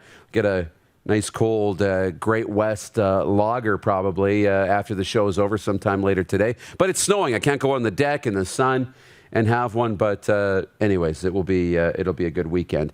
A couple of photos to show you here. Ryan McCarthy, we had asked you to tell us what does sunny Saratoga, New York look like? Well, let's take a peek. That's sunny Saratoga, New York. Is that an Owls, Montreal Alouettes shirt in New York? That looks pretty awesome. So, Ryan, appreciate you dropping that one, I believe, on Twitter. And this one came from the 780 near Rogers Place. And I read the text messages before, but happy Frenzy Football NHL North Friday RP/DD show. from downtown Edmonton near Rogers Place. Go Oilers, and have a great weekend, everybody. That's a great way to go into the weekend, and we're going to get into that game tonight. We'll bring producer Clark out of the cage here for the overtime segment coming up. But before we do, we'll get into a sports update. Pressure's on the Edmonton Oilers. The favored team is down 1-0 in the Winnipeg Jets heading into Game 2 of their first-round playoff series tonight in Edmonton. Oilers stars Connor McDavid and Leon Draisaitl were held off the scoreboard in Game 1 and a combined -4. The series shifts to Winnipeg for Games 3 and 4. The Toronto Blue Jays look to bounce back tonight after a tough loss. The Blue Jays open a series with the Tampa Bay Rays tonight in Dunedin. Toronto gave up a 2-run lead in the 9th yesterday, losing 8-7 to the Boston Red Sox in their series finale in Dunedin, Florida. The last team in the traditional NBA playoffs will be determined tonight. The Memphis Grizzlies meet the Golden State Warriors with the 8th seed in the Western Conference on the line. The game will conclude in the inaugural play-in tournament for the NBA. The regular playoffs start tomorrow. And Canada enters the final day of round-robin play in second place in Group A at the World Mixed Doubles Curling Championships in Scotland. Kerry Anderson and Brad Gushue have won 5 of 7. They've clinched a spot in the playoffs, and they've clinched Canada's berth in the Olympics in the mixed doubles. Host Scotland leads the way at 6-1. Canada has 2 games left in the opening round. On that sports update, where is it from our intern Alan? He gave us the update on the NBA play-in report. The Wizards have the 8th spot now. They play the 76ers. We found out that there is the 1 game left today. The winners from the Grizzlies-Warriors game face off against the first-place Utah Jazz. Hands up if you just found out that the Utah Jazz were in first place. How about that? This is like John Stockton, Karl Malone era Utah Jazz. So it's got to be fun. William May writes in, Edmonton will be a different team. Look out. So we're going to talk about the Jets and the Oilers and that game tonight. Doesn't appear to be any lineup changes for Edmonton. Perhaps Pierre-Luc Dubois and Nick Ehlers are back in the lineup. They were elevated from non-contact jerseys into regular jerseys at the morning skate today. So we'll get into that and we'll get you set for the weekend. Clark, we need a face-off, too, for the overtime segment. So we'll do that all next. Overtime on the way as we put a bow on the week without Rod here on the Rod Pedersen Show, Game Plus Television Network, Facebook and YouTube Live, and 24-hour sports talk at rodpedersen.com. Have you subscribed to the Rod Pedersen Show YouTube channel yet? Head to youtube.com/The Rod Pedersen Show now.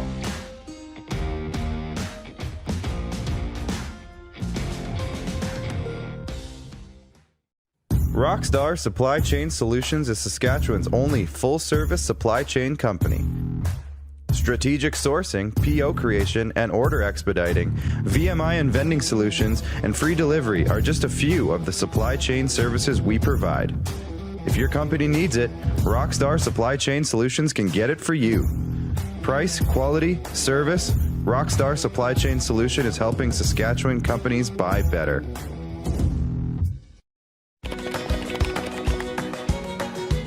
Direct West provides us with stats and analytics, and it's amazing for us to look and see that, each year we're 10 to 20% higher on our Google leads. It's great to see the success that our locations are having. The Direct West app gives us an opportunity to be in one place for people to find any of our locations or our commodities. Without Direct West, we would have to be in multiple digital places. I would recommend Direct West. They're great to work with. Does this look familiar? Your fans deserve an incredible arena experience. It's time for an upgrade. Stunning graphics. Revenue opportunities are just the beginning with our in-venue display systems and scoring technology. Let us help you find the best solution for your facility. EDG, always delivering the best fan experience. Capital Ford Lincoln is your used car destination. We're overstocked and priced to move, so shop online or in-store to get the best deal on any one of our massive selection of pre-owned vehicles. Every pre-owned vehicle at Capital Ford must pass a thorough inspection, ensuring that your buying experience is quick, easy, worry-free, and just like new. So save the depreciation and buy pre-owned. Capital Ford Lincoln is your used car destination. 1201 Pasqua Street North in Regina. Stars, you're dispatched to a scene call. Patient has multiple traumatic injuries and is unconscious but breathing. This is why I backed the Stars lottery. Stars, we can accept mission. This is why I'm all in. Mission accepted. Have a safe flight. The prizes are great. The cause is critical. Stars Lottery, the lottery on a mission. Every ticket is your chance to win over $4.2 million in prizes. Buy yours at starslottery.ca or 1-844-STARS-SK. Nestled in the scenic Qu'Appelle Valley, just 20 minutes northwest of Regina, is one of the finest golf courses in all of Saskatchewan, the Deer Valley Golf Club. The clubhouse has a full-service restaurant, and customers can enjoy a casual dining experience with spectacular views of the golf course and valley.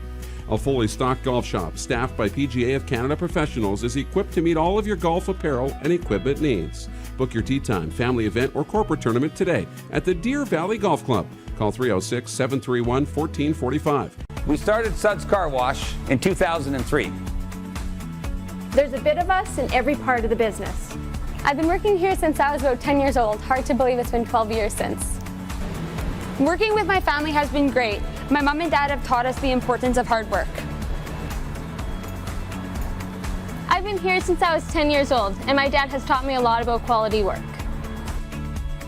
From all of us at Suds Car Wash, we make your car shine. You got something to say? You want to add to the show? What are you waiting for? Don't just sit there. Say something. Now, back to the studio with Rod.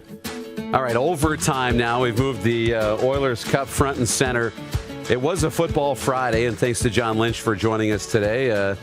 Another big thank you to Jim Mullin, to Justin Dunk, to Mo Khan for joining us today. A little bit of business to take care of as we move down the stretch. But, Clark, you had an update on the World Championships? Yeah. Hey, by the way, I'm back out here today. But, yeah, so the World Championships are going on of hockey. And Latvia is playing Canada right now. And, thanks for the lower third, boys. And Latvia is winning 1-0 over Canada. Latvia. Columbus Blue Jackets prospect Matisse Kivlenieks is actually in net right now. He stopped all 13 shots so far. And I couldn't even tell you what the guy's name was who scored. Indrasis, I think was his name. Mike's Indrasis scored for Latvia. I think it's Mike's. Maybe it's Mix. Anyways, interesting little development going on over in Latvia because they're the host country right now too. So very, very interesting. We're going to get to the NHL playoffs. But first, let's get to the face-off, guys. The face-off is for the Ultimate Fan Zone and the Mad Greek. And it's an interesting face-off. It's just top of mind. Rod will love this. The face-off today, are you in favor of moving the Rod Pedersen Show to Florida? Right. Would you be in favor of moving the Rod Pedersen Show permanently to Florida? Permanently. What's the actual temperature right now? It is 2 degrees, freezing rain warning. 90 minutes down the road, there's snow that way. 90 minutes that way. 40 minutes that way, there's snow. Alberta's full of snow. We can still talk to everybody. We can still be Canada's daytime sports talk show. Right. We can be We've got enough fans in America. I say let's move the show to Florida and be done with this May weather where it feels like -1. You? Yeah, so I'm a little stuck. I'm ingrained here. I love it here. My wife owns a business here. So and if we can do it remotely, maybe you guys go down and I stay here. That'd be great. We could still do the show out of here. I think we're good staying here, but I'd go for a trip. The guy's back in the room in my ear. Hurricanes in Florida. Oh, yeah, that's right. Crocodiles. What would you rather have, a little snow or a little hurricane? I'm okay with Crocs. Oh, that's a positive. NASCAR in Florida. No, nobody likes NASCAR. As long as there's no snakes. That's my biggest fear of leaving Canada. Snakes? There's really no snakes up here. I saw a snake on my walk the other day. And I hate snakes. Yeah, a little garter snake, which, by the way, if I see one of those, I will run the other way. Well, don't go for a walk down by the Science Center then, because there's a couple down there. Oh, no. Yeah, they're little ones, though. They'd be okay. Rachel, our intern in Toronto, says it's 30 in Toronto today. Yeah, funny story. So I posted a video this morning on my TikTok channel. Big on TikTok, by the way. At Producer Clark. But yeah, no, I was wearing this hoodie, Rod Pedersen Show gear, by the way, rodpedersenshop.com. And I was wearing this, and somebody commented, "How are you wearing a hoodie today?" I'm like, "It's snowing in Saskatchewan. I'm not in Toronto. I'm not based out of Toronto. I'm in Saskatchewan, and it's legit snowing today. So that's why I'm wearing a hoodie. That's where I was at." Okay, there you go. Chris Bird, I thought this show was from Toronto, ... Chris, you know very well this show's not in Toronto. Rod tells you on a daily basis that we're not in Toronto. I think he's being cheeky. I know, and I joking. think I'm being cheeky back to you, Chris. The Face-Off brought to you by the Ultimate Fan Zone, offering officially licensed fan gear from the best lines in sports. Nike, New Era, Adidas, Fanatics, Game Day Ready, ship right to your door, ultimatefanzone.ca. And for the Mad Greek in Moose Jaw, Saskatchewan's destination for the most delicious Greek cuisine, ribs, pizzas, and more, visit the Mad Greek Eatery.com today. Jets Oilers tonight for Game 2. Only once in franchise history have the Oilers been down 2-0 on home ice. Oh. That's amazing. Wow. They'll try and avoid that tonight. No lineup changes, but we'll find out if McDavid and Draisaitl will play together. Where does Jesse Puljujarvi fit in, which, he's starting to have a more impactful role, but no changes to their lineup. Jets we haven't seen, but we know that Nikolai Ehlers, Pierre-Luc Dubois have been elevated from non-contact jerseys in the morning skate to regular jerseys. So that's a positive. Do you see either one of those guys getting in? How do you see Game 2 approach tonight? Well, it's funny because you talked to Sean Reynolds yesterday about this, right, and you said, does winning Game 1 basically slow down the process of having to rush them back into the lineup? And he said, yes, he thought so, and I still believe that. That I think they should give them another game because I think rushing them back with certain injuries, if you aggravate it again, they're going to be gone for the rest of the playoffs. And I don't know exactly where they are. I'm not a doctor. I'm not in their team meetings, but I feel like they should give them one more game. They played pretty good in Game 1. Give it another go. Same approach, same everything, same game plan. See what happens. I would leave them out one more game, but I'm not the coach. Jets are in good shape, right? You're up a game. You've already got the split. If their home ice advantage is really even going to be a thing in these series. Right. But you got this split, so you've taken care of business. Now, I will say for Oiler fans, I'm not worried if I'm an Edmonton Oiler fan unless McDavid and Draisaitl are shut down again today. If they get shut down again today, then Paul Maurice has figured it out. Right. Right? And now I'm worried that they won't be able to get going. Yeah, the magic formula. If he's got it, then they're in trouble. Anybody can pull up a one-off. Yeah, definitely. And I think it happened earlier in the season where the Leafs shut the two guys down for 3 games. And the thing about that is the stretch after those 3 games, Dupes, those 2 guys were pretty darn good for the rest of the season. So I also think that as much as the Jets shut them down in Game 1, that those 2 guys are just straight up magic on skates, and they can figure out how to attack you. I thought in the first period, McDavid had a lot of chances where he was coming down the zone by himself and breaking through a couple guys. He had a few good chances, just didn't capitalize, but that's the difference between them winning and them losing. Yeah, I agree. So we'll see what happens tonight in that game in Edmonton. Donald Mitchell's watching. Wait 2 days, Dupes. It'll be plus 30. Yeah, you're probably true. It was plus 30 the other day, too. Ryan McCarthy, wait, this show isn't based in Toronto? And Randolph Zora, how about a gator on your driveway? Yeah, I probably wouldn't come to work if there was a... Yeah, that's a sick day right there. That's a sick day. That's a hard no. Hey, guys, I'm out for today. Yep. Sports on tap tonight in the National Hockey League. It's Boston and Washington in Game 4 of that series. Boston leads that series 2-1. Every game into overtime, right? Yeah. And so far in that series. Max is watching... Buddy, the Preds got to get that power play going in Game 3 tonight. Carolina leads the series 2-0. Winnipeg, Edmonton, as we talked about, play Game 2, and it's Game 3 between the Avs and the St. Louis Blues. That's the nightcap at 9:30 Eastern. Blues trying to get back into that series, but they're close. Yeah, they're right there. I could see a way back for St. Louis, but man, the Avs... The Avs are the Avs. They're so dangerous. So good. They're so fast. They move the puck so effectively, and everybody can score on that team. It's just such a dangerous team. I wouldn't want to be down to those guys. No, I wouldn't either. I know we're running out of time here, and before we do, we'll let you know the Regina Rams 50-50 is live now. Over $10,000 already up for grabs, and still a month to go. So get your 50-50 tickets for the Regina Rams 50-50. Anybody inside of the rectangle in Saskatchewan is eligible to buy. So contact your friends and family that are in the province and order your 50-50 tickets online, reginarams5050.com for more information and to purchase purchase your tickets. I think we took care of all the business we need to take care of today. One more look to see if anybody's hit up the Prairie Mobile text line. Couple little ones here. Metal Shingle Guy. Gator on the driveway. Run. Yeah, I agree. Run back into the house and take the day off. Yeah. I agree. And thank you all week long. Programming note, Rod's back in this chair on Tuesday. Monday's the long weekend, so we won't be here. Have a great, happy, positive long weekend, and we'll be back with the Rod Pedersen Show on Tuesday. Thanks, Clark. Yeah, go Leafs. Thanks to everybody who joined us today. Ryan Leslie from Sportsnet on Tuesday and Andy McNeil from VSiN. Have a great weekend. Here's a wrap. You screwed up, Clark.